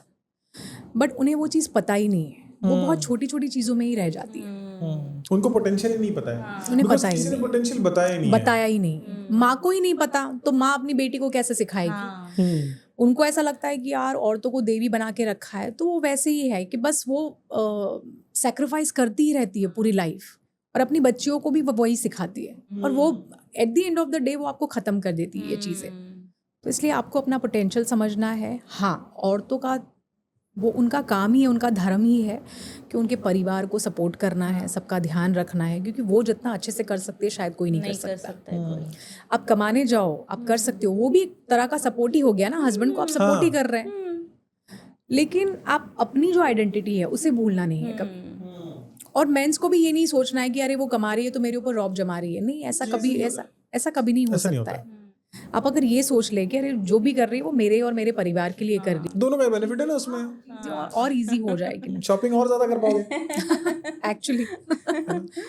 मैम मुझे ये जानना है 5 ऐसे साइंस जिससे पता चले कि बंदी टॉक्सिक है, रिलेशनशिप से बाहर निकल जाओ। सबसे पहले तो अगर वो हर चीज़ में आपको सही ठहरा रही, मतलब खुद को सही ठहरा रही है, तो वो टॉक्सिक है। उसके बाद दूसरा आता है कि बहुत ज़्यादा खर्चा करवाना, आपके प्रॉब्लम्स को नहीं समझना। काफ़ी लड़कियां सिर्फ रिलेशनशिप में इसलिए आती है क्योंकि उनका खर्चा निकल रहा है। ये भी देखना है आपको, इमोशनली वो कितनी कनेक्टेड है आपके साथ, ये भी आपको देखना बहुत ज़रूरी है। टॉप 3 साइंस ये समझ में आ जाए कि बंदा रिलेशनशिप में टॉक्सिसिटी ला रहा है, बंद करो। जैसे मैंने बताया, कंट्रोलिंग नेचर लड़कों का बहुत ज़्यादा होता है मोस्टली, लड़कियों को बहुत एकदम ऐसे प्रॉपर्टी समझने लगते हैं, यहाँ नहीं जाना है इसके साथ, लड़कियाँ भी करती है ये चीज़ें, तो ये दोनों के लिए है। एक आपके रिश्ते में एक दूसरे का स्पेस कितना इम्पॉर्टेंट है, स्पेस देना बहुत ज़रूरी है, क्योंकि है 2 इंडिविजुअल्स, कोई चीज़ इसे अच्छी लग रही है उसे नहीं लग रही है, उसे कोई चीज़ अच्छी लग रही है तो इसे नहीं लग रही है। इस चीज़ का अगर ध्यान रखे और एक दूसरे को स्पेस देना, तो रिश्ता बहुत अच्छे से निकल जाएगा। आप एक दूसरे की फाइनेंशियल कंडीशन, एक दूसरे की इमोशनल कंडीशन को भी समझना बहुत ज़रूरी है। कुछ लोग बहुत रिजिड होते हैं हर चीज़ में, ऐसा ही चाहिए, यही करना है, ऐसा ही होना चाहिए, वो भी चीज़ें बहुत ख़राब कर देती है। थोड़ा फ्लेक्सिबल होना चाहिए Yes. रिलेशनशिप। थोड़ा फ्रीडम देना चाहिए ना। और रिश्ते में सबसे इम्पोर्टेंट चीज़ है अडेप्टेबिलिटी। एक दूसरे की आदतों को अगर आप 50-50% अडेप्ट कर लेना, तो रिश्ते थोड़े स्मूथ चलेंगे चलते आपके। Yes, exactly. जैसे तुझे टीवी देखना पसंद है तो मुझे भी अच्छा लगने लगा। हाँ, अडेप्टेबिलिटी, थ्रिलर मूवीज वगैरह। राइट। अभी फाइट हो गई दोनों के रिलेशनशिप में, नॉर्मल कॉमन फाइट्स तो चलती रहती, फाइट होने के बाद में उस रिलेशनशिप को कैसे दोबारा बिल्ड कर सकते हैं? देखिए फाइट्स होना बहुत कॉमन है, फाइट तो होनी चाहिए, रिलेशनशिप में फाइट्स होना बहुत कॉमन है। सबसे डेंजरस चीज़ क्या है पता है, कि आप एक दूसरे को जब डिसरिस्पेक्ट करना स्टार्ट कर देते हो ना, वो नहीं होना चाहिए, क्योंकि डिसरिस्पेक्ट किया, ट्रस्ट तोड़ दिया, चीट किया, ये सब चीज़ें रिजॉल्व नहीं होती। फाइट रिजॉल्व हो जाएगी, छोटे मोटे झगड़े तो हर किसी में होते हैं, हर किसी के साथ, हमारे पेरेंट्स के साथ भी होते हैं, बट हम उन्हें माफ़ कर देते हैं। तो रिश्तों में भी ये चीज़ें हो जाती है। हाँ, लेकिन जो चीज़ है, जैसे आपका बिहेवियर बहुत मैटर करता है, आप कितना अच्छे से बिहेव कर रहे हैं अपने पार्टनर के साथ। कुछ लोग ऐसे होते हैं कि देखिए हर इंसान की सेंसिटिव पॉइंट्स होते हैं, कोई एक ऐसा सेंसिटिव पॉइंट होगा जो हमें बिल्कुल अच्छा नहीं लगेगा, हम हमारे पार्टनर को बताएंगे भी, लेकिन कुछ पार्टनर की इतनी बुरी आदत होती है ना कि वो उसी चीज़ों से उनको मैनिपुलेट करते हैं। तो ये चीज़ें बहुत गंदी है। अगर ऐसा होना तो फिर आप उस रिश्ते में नहीं रह सकते। लेकिन अगर सामने वाला आपकी हर चीज़ को रिस्पेक्ट कर रहा है ना, फिर ये छोटे मोटे, अगर बड़ा झगड़ा भी हो जाए ना, फिर भी शायद वो इतना मैटर नहीं करेगा, आप बहुत अच्छे से रह सकते हैं उनके साथ। मैम, वो जो हम टॉक्सिक रिलेशनशिप और उसके बारे में बात कर रहे थे, मेरा एक दोस्त है, उसने थोड़े दिन पहले मुझे फ़ोन किया, न्यूली इनटू रिलेशनशिप, तो उसने मुझे कहा कि यार अमर, बहुत ही अलग अलग सेगमेंट्स और वाइब्स उस बंदी से मुझे आ रही है। अब कभी कभी बंदी बोलती है, उस दिन थोड़ा सा मेरा नॉर्मल झगड़ा हो गया उस बंदी के साथ में, तो बंदी बोलती है you are a loser, you don't deserve love, you are the kind of person जिसके साथ में किसी ने भी नहीं रहना चाहिए। एंड नेक्स्ट डे पे वो कहती कि नहीं, आई एम सॉरी यार, मेरे से गलती से बोला गया, मैं ऐसा नहीं बोलना चाहती थी। उस सिचुएशन में वो बंदे ने क्या करना चाहिए? देखिए, अगर ये चीज़ पहली बार हुई है तो आप समझ सकते हैं कि शायद उसकी मेंटल कंडीशन उस वक्त ठीक नहीं होगी, उसके मुंह से निकल गया। लेकिन अगर रिपीटेटिवली ये चीज़ें हो रही है ना, फिर ये रेड फ्लैग है। रेड फ्लैग है ना। यस, तो उसे संभलना चाहिए कि नहीं नहीं, ये बहुत ज़्यादा, क्योंकि मूड स्विंग्स होते हैं लड़कियों के, कुछ चीज़ें हो जाती है, निकल जाती है, बाद में उसको रियलाइज़ भी होता है, वो आके सॉरी भी बोलती है। लेकिन अगर ये चीज़ें रिपीटेटिवली हो रही है तो फिर वहाँ पे ही कुछ इशू है। बट क्या ये अब्यूज की स्टार्ट है मैम? बिकॉज उसने ग्रांटेड पकड़ लिया है। मेरा ऐसा कहना था, मैंने उसको ये बोला कि भाई तुझे ग्रांटेड पकड़ लिया है उसने एक लेवल डाउन होके तेरा रिस्पेक्ट खो दिया है। उसके माइंड में कहीं ना कहीं पे ट्रिगर आ गया कि यार चल ना, अभी इसको बोल दूंगी मैं तो खत्म हो जाएगी कहानी। तो उसने वो स्टेप डाउन करके उसको बोल दिया यू आर अ लूजर। तो मैंने कहा कि ये रिलेशनशिप तेरे लिए हेल्दी नहीं है, आगे जाके ये तकलीफ होगी। क्योंकि जो बंदा या बंदी डिसरिस्पेक्ट करने के बाद में वापस आपके पास में आता है यही चीजें बोलने के लिए, वो आगे भी 100% ये चीजें दोहराएगा। यस, देखिए सबसे इम्पोर्टेंट चीज़ किसी भी रिलेशन में क्या होता है ना, कि कोई इंसान अगर आपको पहली बार डिसरिस्पेक्ट करता है ना, आप उसे उसी वक्त रोक लीजिए। हाँ, कोई भी हो, वो चाहे आपके पार्टनर है, आपके रिलेटिव है, आपके फ्रेंड्स है, कोई भी है। क्योंकि अगर एक बार आपने उस चीज़ को हैंडल कर लिया या आपने उसको लेट गो किया कि ठीक है ना यार, फ्रेंड्स है, ठीक है ना यार, पार्टनर है, चलता है, ऐसा नहीं है। पहली बार अगर आपने नहीं रोका, फिर वो चीज़ें रिपीट, क्योंकि सामने वाले को तो कोई फर्क नहीं पड़ रहा है, उसे ऐसा लग रहा है अरे इसको तो आदत पड़ गई है, इसको तो चलता है सब, क्योंकि आपने चला लिया है। आपने जो मैं बताती हूँ ना, बाउंड्रीज कैसे सेट करते हैं, तो बाउंड्रीज ऐसे सेट करते हैं कि जब पहली बार कोई आपको डिसरिस्पेक्ट करे, उसे वहां पर ही रोक दीजिए। पहली बार अगर आपने रोक दिया ना, तो सामने वाले को पता चलेगा और वो सोच समझ के वो बात करेगा फिर आपके साथ। लेकिन अगर आपने नहीं रोका और उसके बाद आप 4-5 बार ये टॉक्सिसिटी बर्दाश्त करने के बाद अगर आप बोलोगे ना, फिर उसे तो आदत पड़ गई है, तो वो बोले अरे तेरे को क्या अचानक क्या होगा, फिर आप विलन बन जाओगे। बर्दाश्त करने के बाद भी आप ही विलन बनोगे। मैं छोटा सा किस्सा बताता हूँ, अभी रिसेंटली हुआ, ये दूसरा वाला किस्सा है, मेरे बेटे के साथ में हुआ। मैं घर पे आया, बेटे ने मुझे कहा कि डैड मेरा आज स्कूल में बस में झगड़ा हो गया। मैं बोला क्या हुआ बेटा, क्यों झगड़ा हुआ? नहीं मेरी मारामारी हो गई। मैंने कहा क्या बात कर रहे हैं, तो क्या हुआ था? बोले मैंने उसको कान के नीचे खींच के मार दी, उसने मुझे मार दिया और हम दोनों ने बहुत झगड़ा किया। मैंने बोला क्यों हुआ ऐसा, क्या ऐसा टर्न ऑफ इवेंट्स हुआ कि तुझे उसके ऊपर हाथ उठाना पड़ा और उसने तेरे ऊपर हाथ उठाया? तो उसने कहा कि डैडी अभी से नहीं हुआ है, ये 6 मंथ्स पहले से स्टार्ट हुआ है। तो 6 मंथ्स पहले हम चारों दोस्ती है, बट वो आके मुझे कान के नीचे ऐसे टपली मारता था, मेरी बैग खींचता था। तो मैंने कहा फिर तूने सहन क्यों किया, तूने डे 1 से उसको क्यों नहीं कहा और तूने बाउंड्री क्यों नहीं सेट की कि मुझे ये चीजें अच्छी नहीं लगती है, don't do that with me, did you do that? तो उसने कहा कि नहीं डैड मैंने तो ये नहीं किया। मैंने बोला तुझे करना चाहिए था, अगर तूने डे 1 पे ही उसको रोका होता था तो आज यहाँ पर आके न उसने तेरे ऊपर हाथ उठाया होता था न तूने उसके ऊपर हाथ उठाया होता था। तो he realise that and I told him one thing कि अभी एक काम करना, कल जाके उससे झगड़ा तो कर लिया तूने अभी, लेकिन कल जाके उसको सॉरी बोलना और उसको कहना कि जो हो गया वो हो गया, इसके बाद में ना तू मेरे ऊपर हाथ उठाएगा ना मैं तेरे ऊपर हाथ उठाऊंगा। उस झगड़े को कंटिन्यू भी नहीं करना।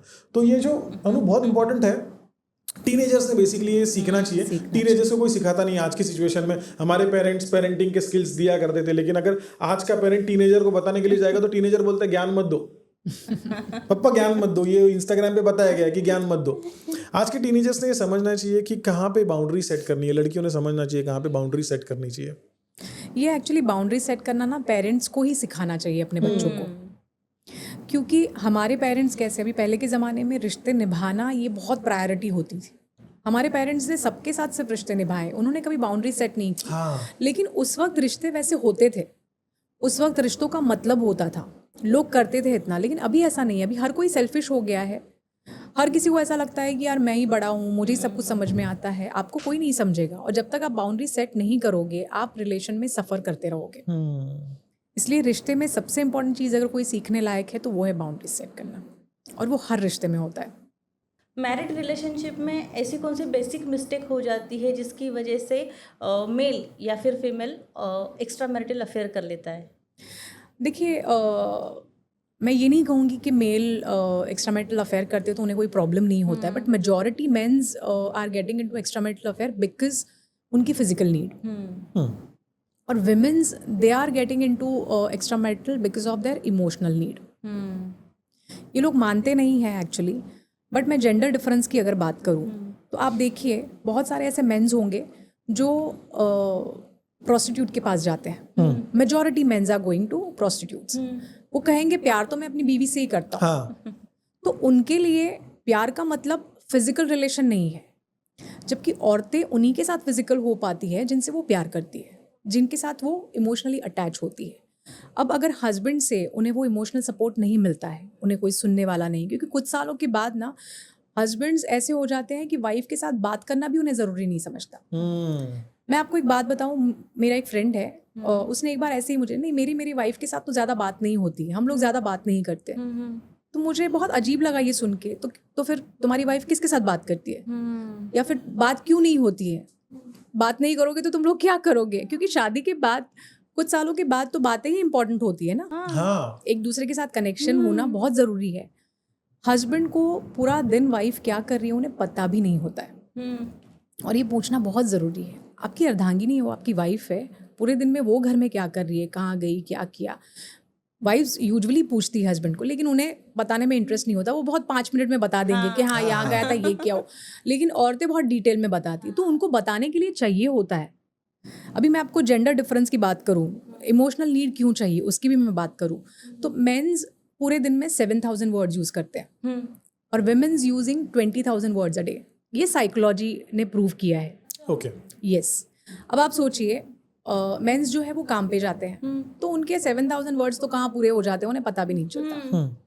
बट औरतें अगर न्यूक्लियर फैमिली में है, घर में अकेली है, उनका कोई सोशल सर्कल भी इतना बड़ा नहीं है, बात करने वाला कोई है नहीं, तो सोचिए हस्बैंड अगर घर में आ रहा है, वो भी उसको टाइम नहीं दे पा रहा है, तो उसकी नीड वो कहाँ सेटिस्फाई करेगी? हाँ। फिर वो क्या करेगी? कोई भी इंसान अगर उसके साथ प्यार से बात करेगा तो वो उससे अटैच हो जाएगी, और ऐसे एक्स्ट्रा मैरिटल अफेयर्स की शुरुआत होती है।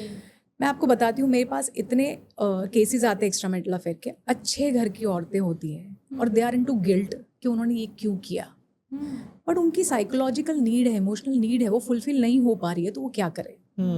मैंने अभी रिसेंटली एक्स्ट्रा मैरिटल अफेयर पे एक वीडियो डाला है। बहुत सारी गंदी गंदी कमेंट्स आई है, लोगों ने गालियाँ तक लिखी है मेंस ने कि आप प्रमोट कर रहे हो।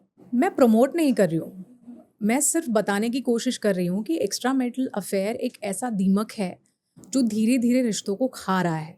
अगर आप उस पर ध्यान नहीं दोगे तो वो आगे जाके सारे रिश्तों को ख़त्म कर देगा। और कोई भी औरत ऐसी नहीं है जो एक्स्ट्रा मैरिटल में जाके खुश हुई है। हस्बैंड से ही खुश हो नहीं पा रही है तो किसी और से कैसे खुश हो कैसे पाएगी? खुश होगी? राइट। वहाँ पर भी आगे जाके प्रॉब्लम तो उनकी मेंटल हेल्थ इतनी ख़राब हो जाती है, डिप्रेशन आ जाते हैं, सुसाइडल केसेस बढ़ जाते हैं, ये सारी चीज़ें हो रही है। तो अगर आप अपनी वाइफ से प्यार करते हैं तो आप उस चीज़ में उसे धकेलिए ही मत ना। उसका ध्यान कौन रखेगा? वो तो हस्बैंड को ही रखना है। और रही बात हस्बैंड की, तो हस्बैंड के भी बहुत सारे केसेस देखिए। कुछ लोग इसलिए जाते हैं एक्स्ट्रा मैरिटल में, अरे वाइफ बच्चा हुआ है तो वो मेरे पे ध्यान ही नहीं दे रही है, वो बच्चे के पीछे ही है। तो उन्हें ये समझना बहुत ज़रूरी है कि अगर बच्चे पे ध्यान नहीं देगी तो क्या आपके ऊपर ध्यान देगी? आज अगर बच्चे को ज़रूरत है तो आप दोनों की ज़रूरत है। अगर वो भी ध्यान दे रही है तो आप भी उसे हेल्प कीजिए ना उसमें। आप इस चीज़ की कंडीशनिंग में रख रहे हैं कि यार बच्चे पे ध्यान दे रही है, मेरे पे ध्यान नहीं दे रही है। लेकिन बच्चा तो है ही आपका। हाँ, बच्चा तो आपका ही है ना। तो ऐसे बहुत स्टूपिड केसेस होते हैं काफ़ी सारे लोग ऐसे होते हैं जिनको एक्चुअली प्रॉब्लम होती है अपने रिश्तों में। वाइफ बहुत ज़्यादा डोमिनेटिंग होती है या बहुत ज़्यादा पॉसेसिव होती है, तो भी ये सब चीज़ें होती है, बट वो बहुत रेयर केस में। मैरिज में बहुत बार या तो लव मैरिज हो या फिर अरेंज मैरिज में बॉडी काउंट को बहुत ज़्यादा इम्पोर्टेंस दिया जाता है। ये हमारे इंडिया में बहुत कॉमन है, लेकिन अभी नहीं होता है। अभी काफ़ी लोग समझने लगे हैं। पहले के ज़माने में अरेंज मैरिज में ये सब चीज़ें बहुत होती थी, बट अभी तो लोग एक दूसरे को समझने लगते हैं। अब लोग कोशिश करते हैं कि ज़्यादा टाइम एक दूसरे के साथ स्पेंड करें, उसके बाद डिसीजन ले क्या है। बट इससे क्या मैटर करता है मुझे बताइए ना।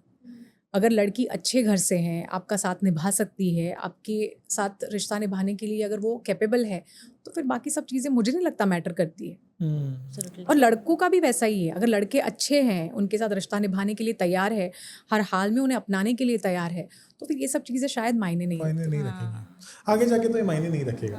पहले ये बहुत होता था, मतलब हमारे टाइम पे होता था 20 years बैक। हाँ, बट अभी की सिचुएशन में अभी नहीं होता है। आई एम श्योर जब हमारे बच्चे शादी करने की कोशिश करेंगे तो वो इतना इंपॉर्टेंस नहीं देंगे, और नहीं एज अ पेरेंट हम भी ये नहीं सोचेंगे कि क्या है। एग्जैक्टली। मैम, फ्यू साइंस जिससे पता चले कि सामने वाला बंदा या बंदी एक्स्ट्रा मैरिटल अफेयर में है। उनका बिहेवियर चेंज हो जाएगा। सबसे पहली चीज़ जो नॉर्मल है उससे थोड़ा आपको पता चल जाएगा रूटीन से। फ़ोन बहुत ज़्यादा हाथ में रखने लगेंगे, क्योंकि सिक्योरिटी है। हर बार आप उन्हें देखेंगे ना तो वो फ़ोन में ही रहेंगे।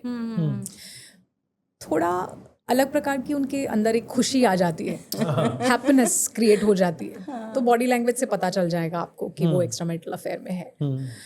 और झूठ बोलना बहुत ज़्यादा शुरू कर देंगे वो। हर आपको भी पता चलेगा कि अरे पहले तो ये बात कर रहे थे, अभी ये कर रहे हैं। अचानक से प्लान बनने लगेंगे उनके। दोस्तों के साथ में बाहर जाना। हाँ, बाहर रहना उनका बहुत ज़्यादा बढ़ जाएगा। हाँ। तो ये सारी साइंस है एक्स्ट्रा मैरिटल अफेयर की। शुरुआत है। हाँ, एक्स्ट्रा मैरिटल अफेयर खुशी देता है या पेन देता है?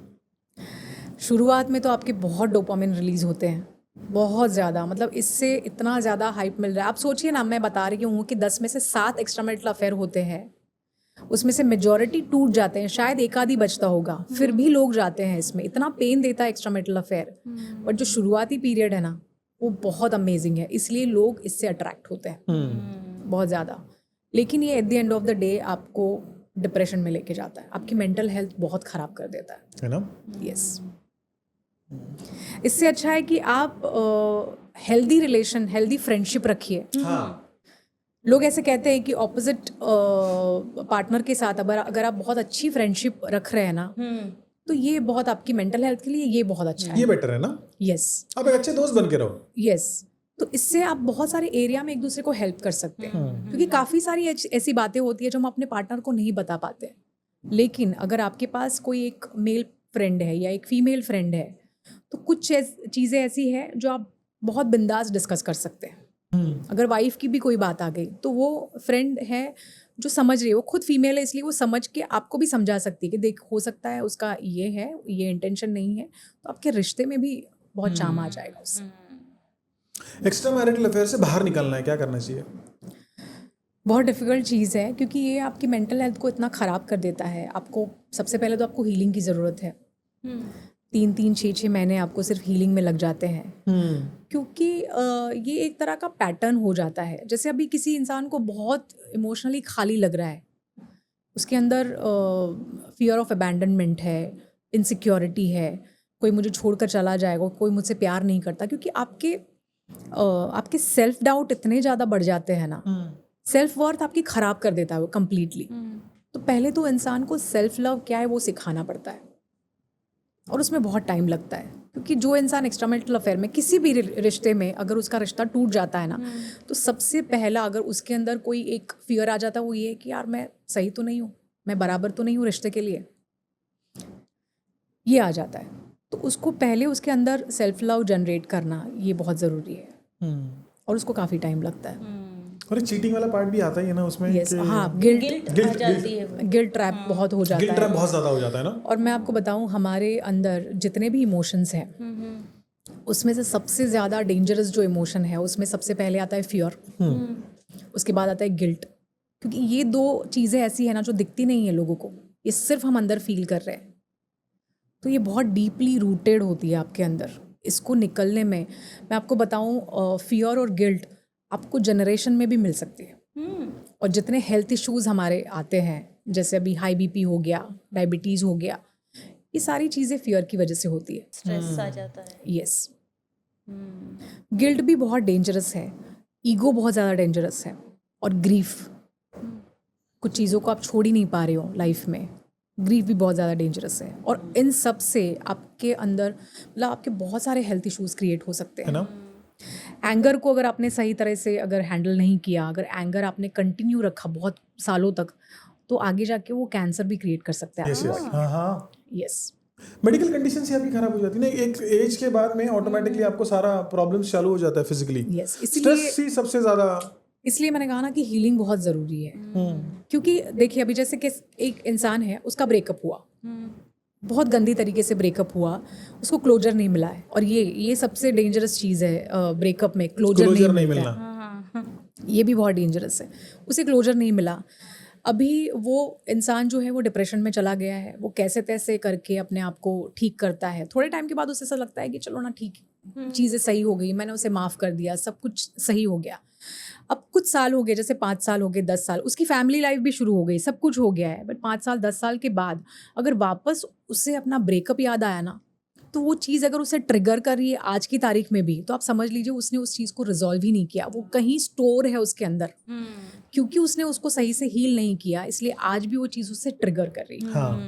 क्लोजर मिलना बहुत ज़्यादा ज़रूरी है रिलेशनशिप में। यस, बट नहीं मिलता, नहीं मिलता है। नहीं मिलता क्लोजर। काफ़ी लोग अपनी लाइफ निकाल देते हैं इसी सोच में, कितने साल निकाल देते हैं कि सामने वाले इंसान को रियलाइज़ होगा, उसकी गलती रियलाइज़ नहीं। होगी, वो कभी आके सॉरी बोलेगा या बोलेगी, लेकिन कोई नहीं बोलता, कभी नहीं और होता। इसमें पूरी जिंदगियां निकल निकल जाती है जाती लोगों की। यस, तो वो सिचुएशन में क्या करना चाहिए फिर? खुद को ही क्लोजर दे दे। ओके। और वही है सेल्फ लव, पहले तो हील करिए अपने आप को, सेल्फ लव की प्रैक्टिस कीजिए, अपने आप को एफर्मेशंस दीजिए, अपने सबकॉन्शियस माइंड को रीप्रोग्राम कीजिए, अपने आप को उस लायक बनाइए कि अभी आपको उस इंसान के पास जाना ही नहीं है, आप अपनी नई लाइफ शुरू कीजिए। क्योंकि अगर वो इंसान आपकी लाइफ में रहने वाला होता तो रहता ना, अगर वो चला गया है that means he is not made for you, आपके लिए कुछ और बना है, कोई और बना है, तो आप उस पर फोकस कीजिए। और ब्रेकअप से मैं आपको बताती हूँ, ब्रेकअप में लड़के बहुत जल्दबाजी करते हैं हमेशा, हाँ, बहुत जल्दी ब्रेकअप कर देते हैं, लड़कियां बहुत टाइम लगाती हैं।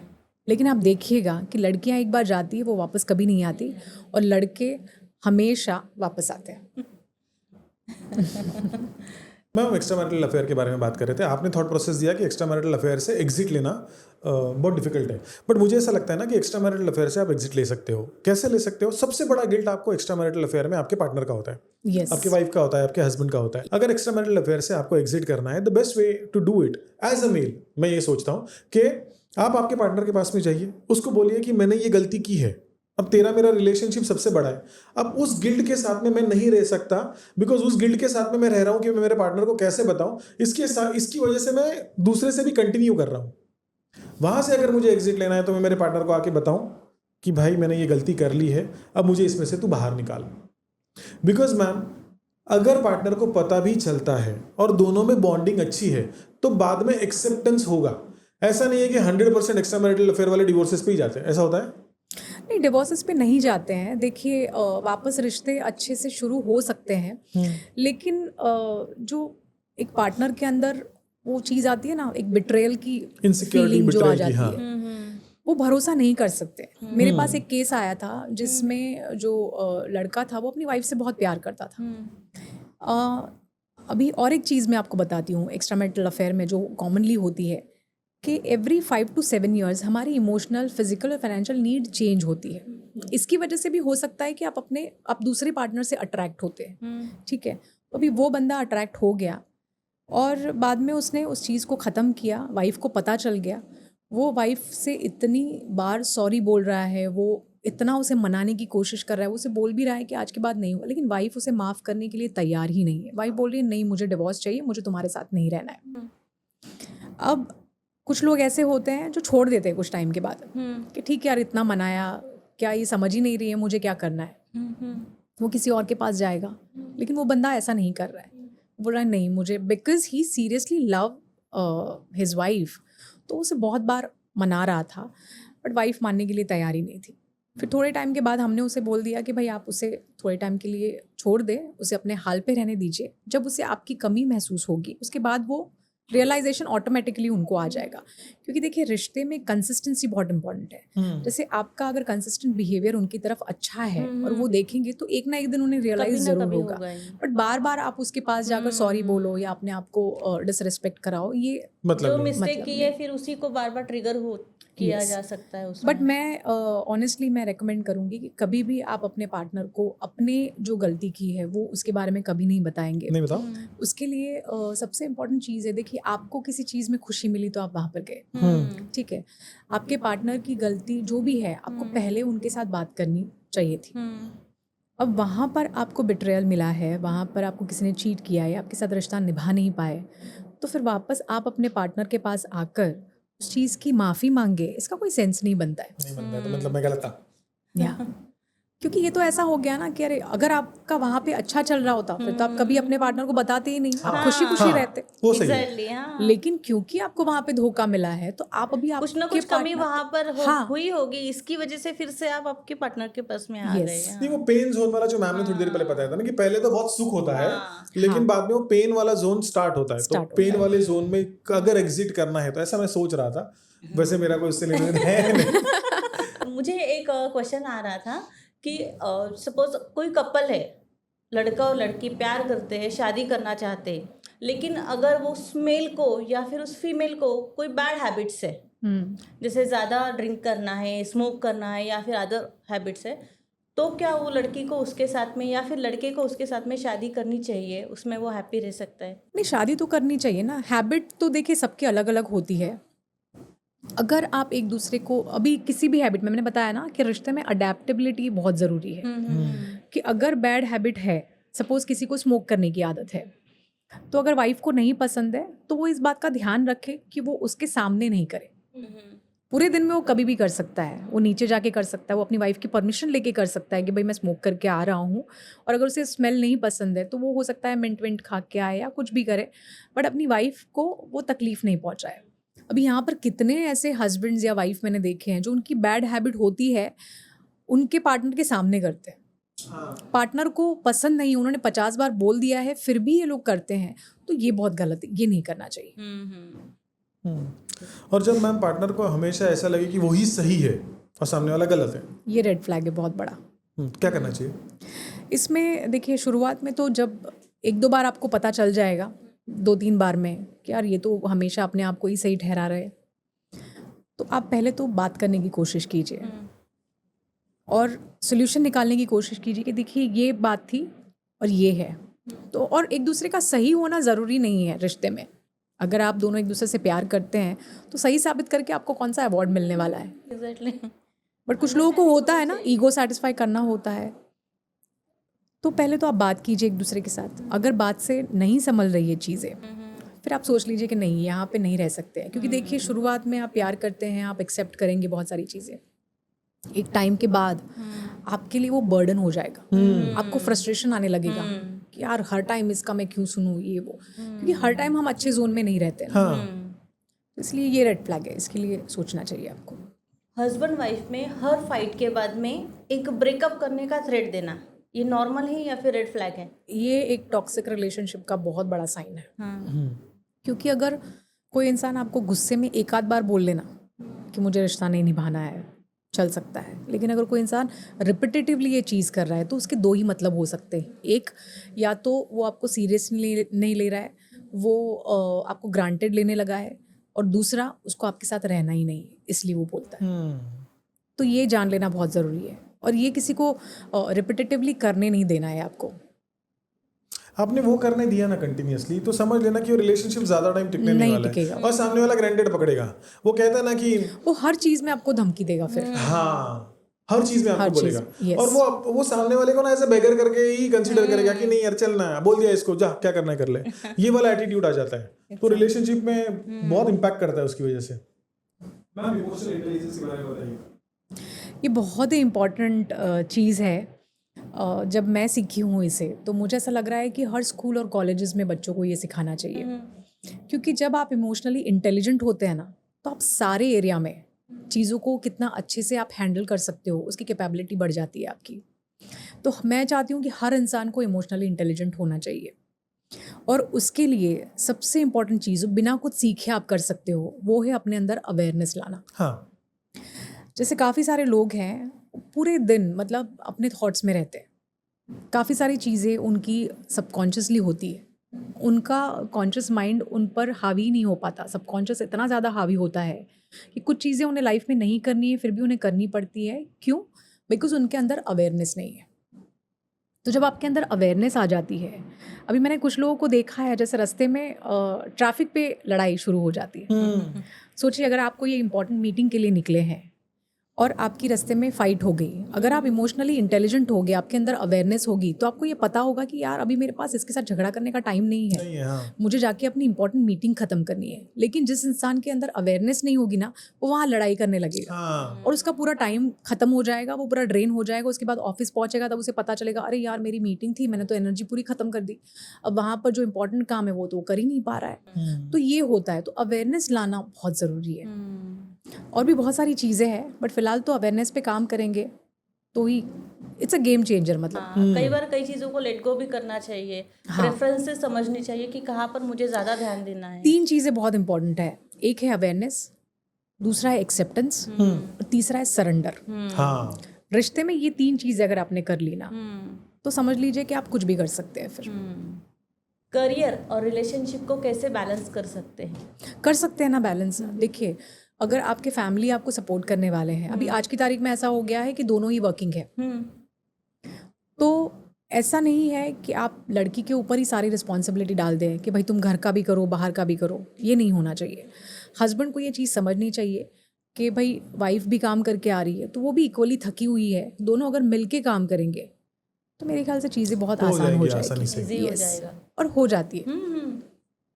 दोनों ने एक दूसरे का साथ दे के ही कंप्लीट करनी चाहिए, बिकॉज आज के ज़माने में लड़कियां तो काम करती है। हाँ, 55% जो सिटी में रहने वाली लड़कियां है वो काम करती है, और अगर उसकी सिचुएशन में हस्बैंड ने उसको हेल्प ही नहीं की तो क्या मतलब बनता है। मतलब मेरे बहुत सारे रील्स, अभी परसों ही मैंने एक रील डाली थी जहाँ पे मैं इसके कपड़े आयरन करके दे रहा हूँ, तो मुझे कमी नहीं महसूस होती है मैम इस बात की। वो उसका काम कर रही है, मैं उसका काम कर रही हूँ, और अगर उसके काम में मैं थोड़ा सा उसको सपोर्ट कर दूँ तो उससे कुछ बड़ी चीज़ नहीं होने वाली है। मैं इससे 5 मिनट इन्वेस्ट करूंगा, लेकिन हो सकता है आपके पार्टनर के माइंड में ये तो रियलाइजेशन रहे कि my husband is trying to do something for me, और ये दिखावा नहीं है, ये रियलिटी है, ये मन से करना होता है।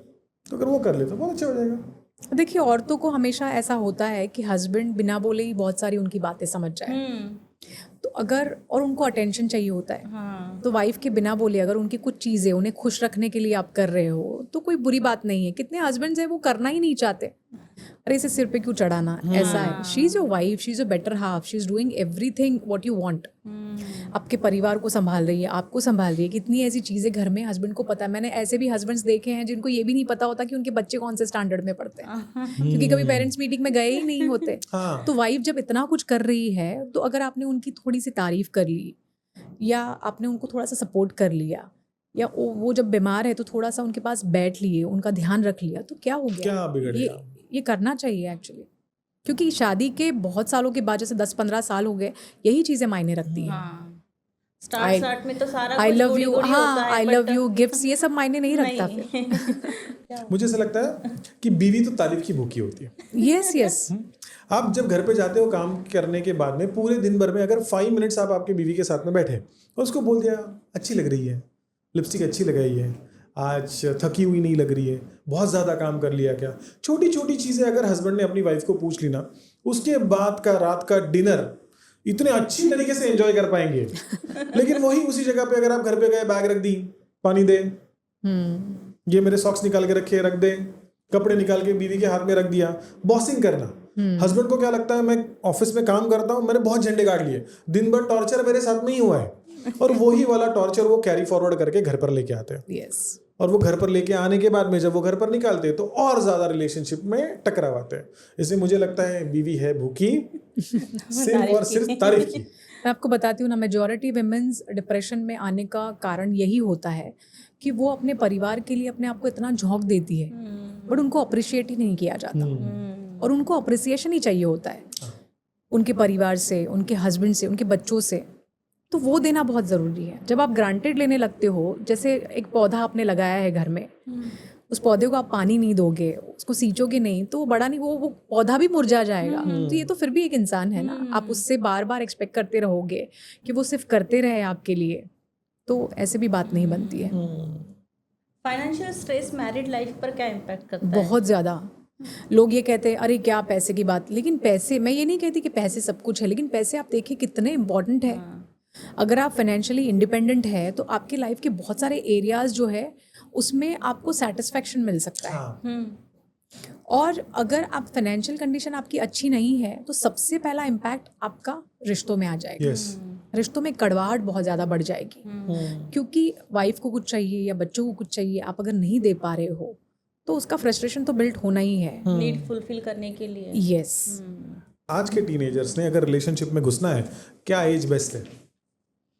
एज वैसे तो जैसे हमने 20-21 डिसाइड की है वही बेस्ट है, क्योंकि तब से थोड़ा अगर फ्रेंडशिप की शुरुआत होती है, एक दूसरे को थोड़ा समझना शुरू करते हैं। आजकल के बच्चे क्या है ना, 12-13 साल की एज में रिलेशनशिप में आ जाते हैं, जब उनके कुछ भी नहीं पता होता, और जब तक वो 20-21 साल के होते तब तक वो इतनी गलतियां कर चुके होते हैं कि उनके अंदर फिर रिलेशनशिप को लेके ट्रॉमा बैठ जाता है, विश्वास ही उठ जाता है पैर से।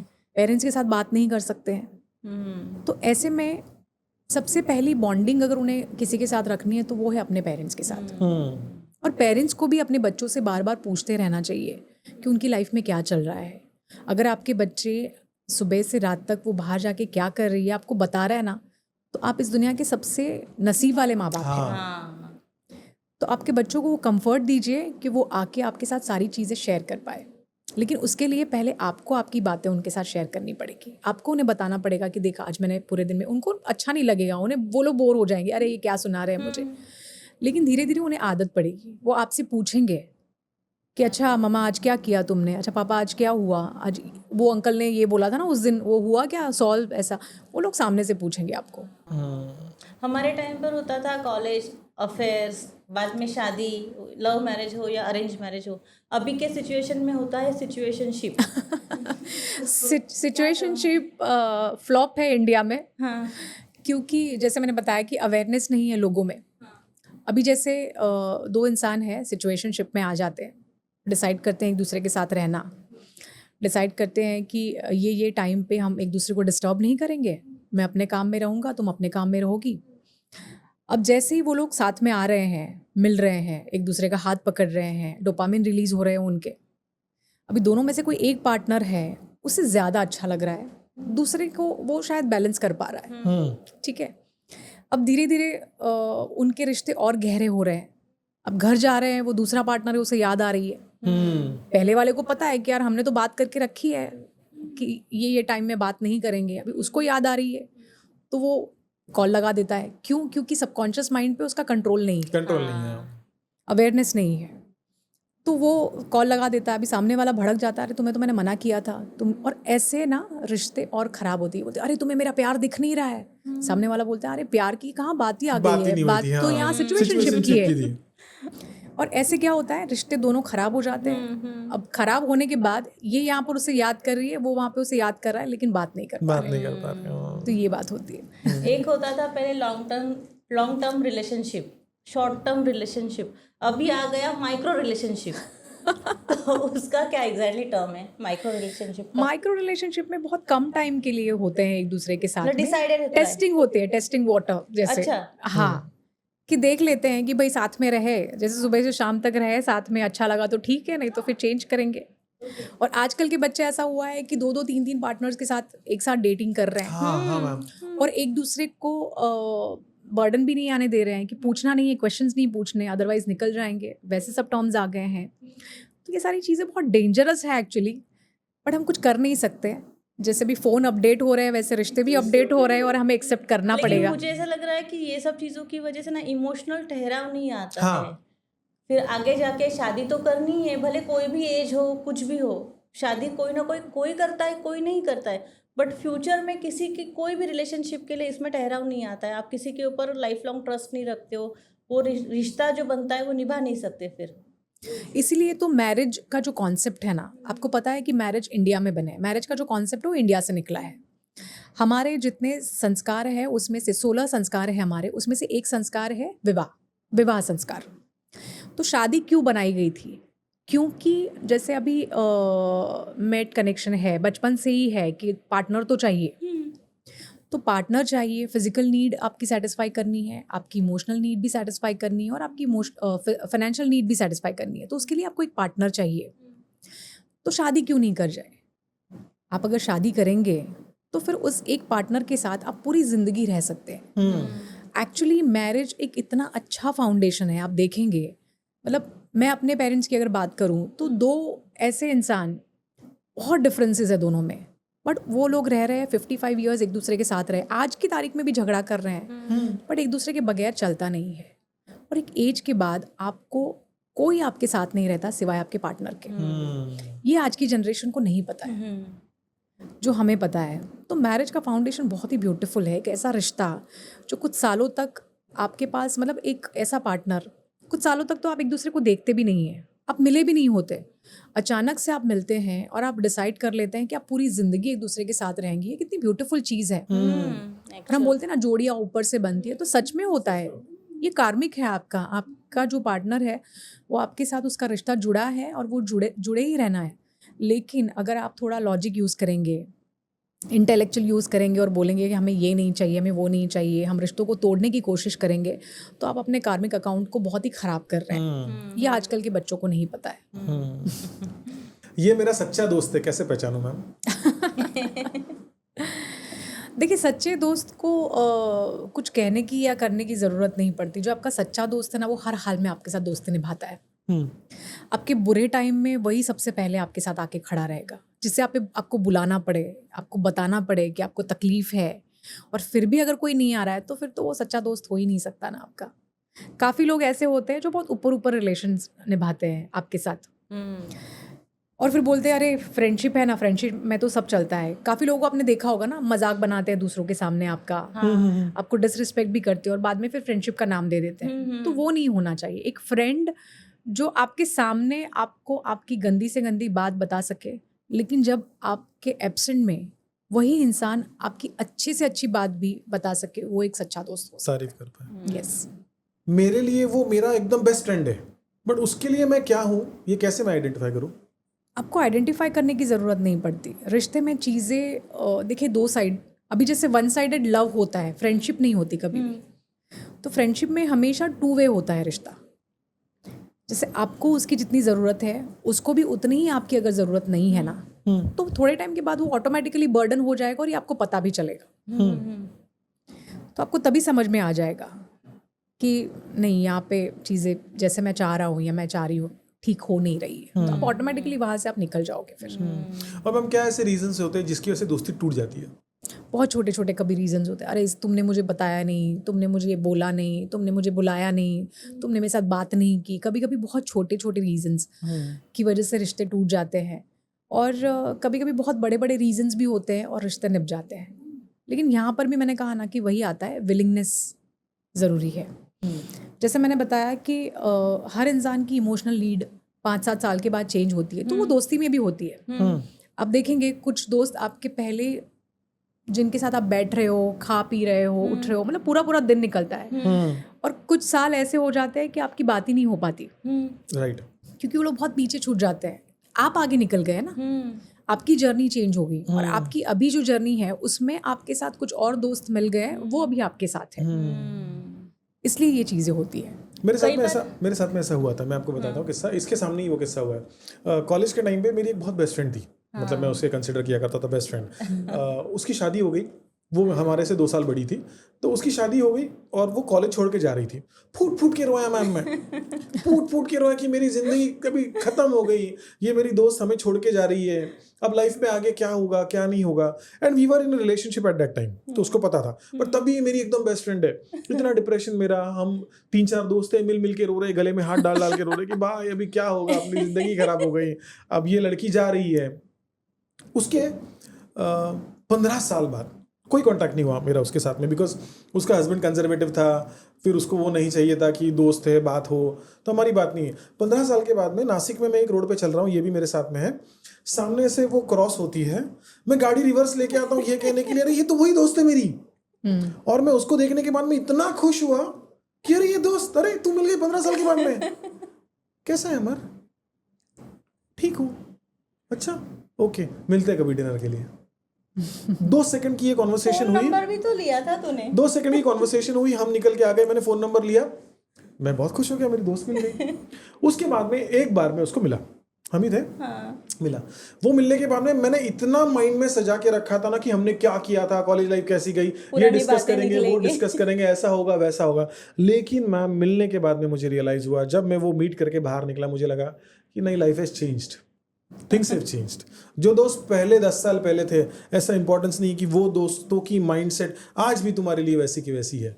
मैं चेंज हुआ, वो चेंज हो गई। बहुत कम लोगों में ये चीज़ होती है, और देखिए ये चीज़ शायद हो सकता है इसलिए है क्योंकि उसकी मैरिज लाइफ इतनी हैपनिंग नहीं रही जितनी शायद आपके साथ आप लोगों के रिलेशन में रही है, और वो शायद बात नहीं करना चाहती है। हो सकता है कि आपको देख के काफ़ी खुश है और बता नहीं पा रही है, क्योंकि उसे ऐसा लगेगा कि वो बता रही है और चीज़ें शायद पहले जैसी नहीं रही, तो अभी क्या बात करें ना। हो सकता है तुम्हारी भी एनर्जी डाउन हो जाएगी अगर उसने अपने कुछ दुख बताया या कुछ, यूजुअली ऐसे होता है। और कभी कभी ये सच में ऐसा होता है कि हम लोग बहुत आगे निकल जाते हैं, हम शायद वहीं के वहीं खड़े रहते हैं। कई बार हम देखते हैं कि लोग अपने जरूरत के हिसाब से दोस्ती करते हैं। हाँ। तो ऐसे पाखंडी लोगों को कैसे पहचान सकते हैं? देखिए आजकल तो ऐसा हो गया है कि रिलेटिव्स भी वैसे हो गए हैं, जहाँ बिजनेस कर रहे हैं वहाँ पर भी लोग ऐसे हो गए हैं। इन सब लोगों से आपको पता चल जाएगा कि ये लोग आपको यूज़ कर रहे हैं। बस आपको बाउंड्री सेट करनी है। फ्रेंडशिप में और रिलेशनशिप में बहुत इंपॉर्टेंट है कि आप बाउंड्री सेट करके रखिए, ताकि वो चीज़ें जो एक दो बार, क्योंकि ये चीज़ें अगर आप नहीं करोगे ना तो आपकी मेंटल हेल्थ इससे बहुत ख़राब हो सकती है, क्योंकि वो चीज़ें आपको गिल्ट ट्रैप में डाल देती है। अरे ये मुझे यूज़ करके गया, मैंने तो इसके साथ बहुत अच्छा रिलेशन निभाया था, ये किया वो किया, वो हो जाता है बहुत। एग्जैक्टली। बट देखिए हर रिश्ते में मैंने बताया ना कि पहले तो आपको खुद को देखना है, सेल्फ इम्प्रूवमेंट बहुत ज़रूरी है, खुद की रिस्पॉन्सिबिलिटी लेना बहुत ज़रूरी है। अगर हम दूसरों के बारे में दूसरों से एक्सपेक्ट करते रहेंगे कि यार वो हमारे लिए करे, तो ये कभी नहीं होने वाला है। होगा वो। मैंने एक रील बनाई थी, उसमें मैंने कहा था कि हर इंसान चाहता है कि उसे एक अच्छा इंसान मिले, लेकिन क्या हम खुद अच्छे हैं? पहले हमें खुद को अच्छा बनना चाहिए। हो सकता है किसी और को हमें मिलकर उसकी वो नीड पूरी हो जाए। तो हर इंसान को ये सोचना ज़रूरी है कि भाई पहले हम अच्छे बने, हम खुद का अपना मिरर बने। यस। और आप वैसे ही होते, देखिए आप जैसे हो वैसे ही लोग आप अट्रैक्ट करोगे। हमारे जो फियर्स होते हैं रिश्तों को लेके, आप देखिए वैसे टाइप के ही लोग आपके आसपास घूमते रहेंगे। आप सोचोगे अरे यार मेरे साथ ऐसा क्यों होता है हमेशा, बट हमें कुछ लेसन्स सीखने होते हैं, यूनिवर्स हमें सिखाना चाहता है, इसीलिए वो सेम टाइप के लोग हमारे लाइफ में भेजता है, ताकि आप सीखो। और आप जब तक नहीं सीखोगे वैसे टाइप के लोग आपकी लाइफ में आते रहेंगे, इस जन्म में भी और अगले जन्म में भी। तो आपको सीखना बहुत ज़रूरी है। सीखना बहुत ज़रूरी है। इसी नोट के ऊपर मैम आज का एपिसोड एंड करते हैं। बहुत मज़ा आया आपके साथ में बात करके, और आपसे सीखने मिला बहुत ज़्यादा। हमारे रिलेशनशिप को अभी हो गए ऑलमोस्ट 23 ईयर्स, हमारी शादी को हो गए अप्रॉक्सीमेटली 20 ईयर्स। बट तभी भी आज हम दोनों जब प्री रिहर्सल कर रहे थे, आइडियली हमें प्री रिहर्सल करने का टाइम नहीं मिला इस बार, बट तभी भी जब हम प्री रिहर्सल कर रहे थे तो मैंने उसको यही कहा कि यार आज का टॉपिक रिलेशनशिप का ही है। उसने मुझे ये कहा कि अमर आज का टॉपिक भले ही रिलेशनशिप का हो, लेकिन हमें आज इस टॉपिक से बहुत सीखने के लिए मिलेगा। शायद कुछ बातें होगी जो हमें कुछ नहीं हमने नज़रअंदाज कर दी होगी लाइफ के डेली रूटीन में, और वो हमें सीखने के लिए मिल जाए, जिससे और हमारा रिलेशनशिप और बेटर हो जाए। कुछ चीज़ें होती है हमें लगता है हम परफेक्ट है, लेकिन हर कोई परफेक्ट नहीं होता है, कोई ना कोई चीज़ मिस हो ही जाती है।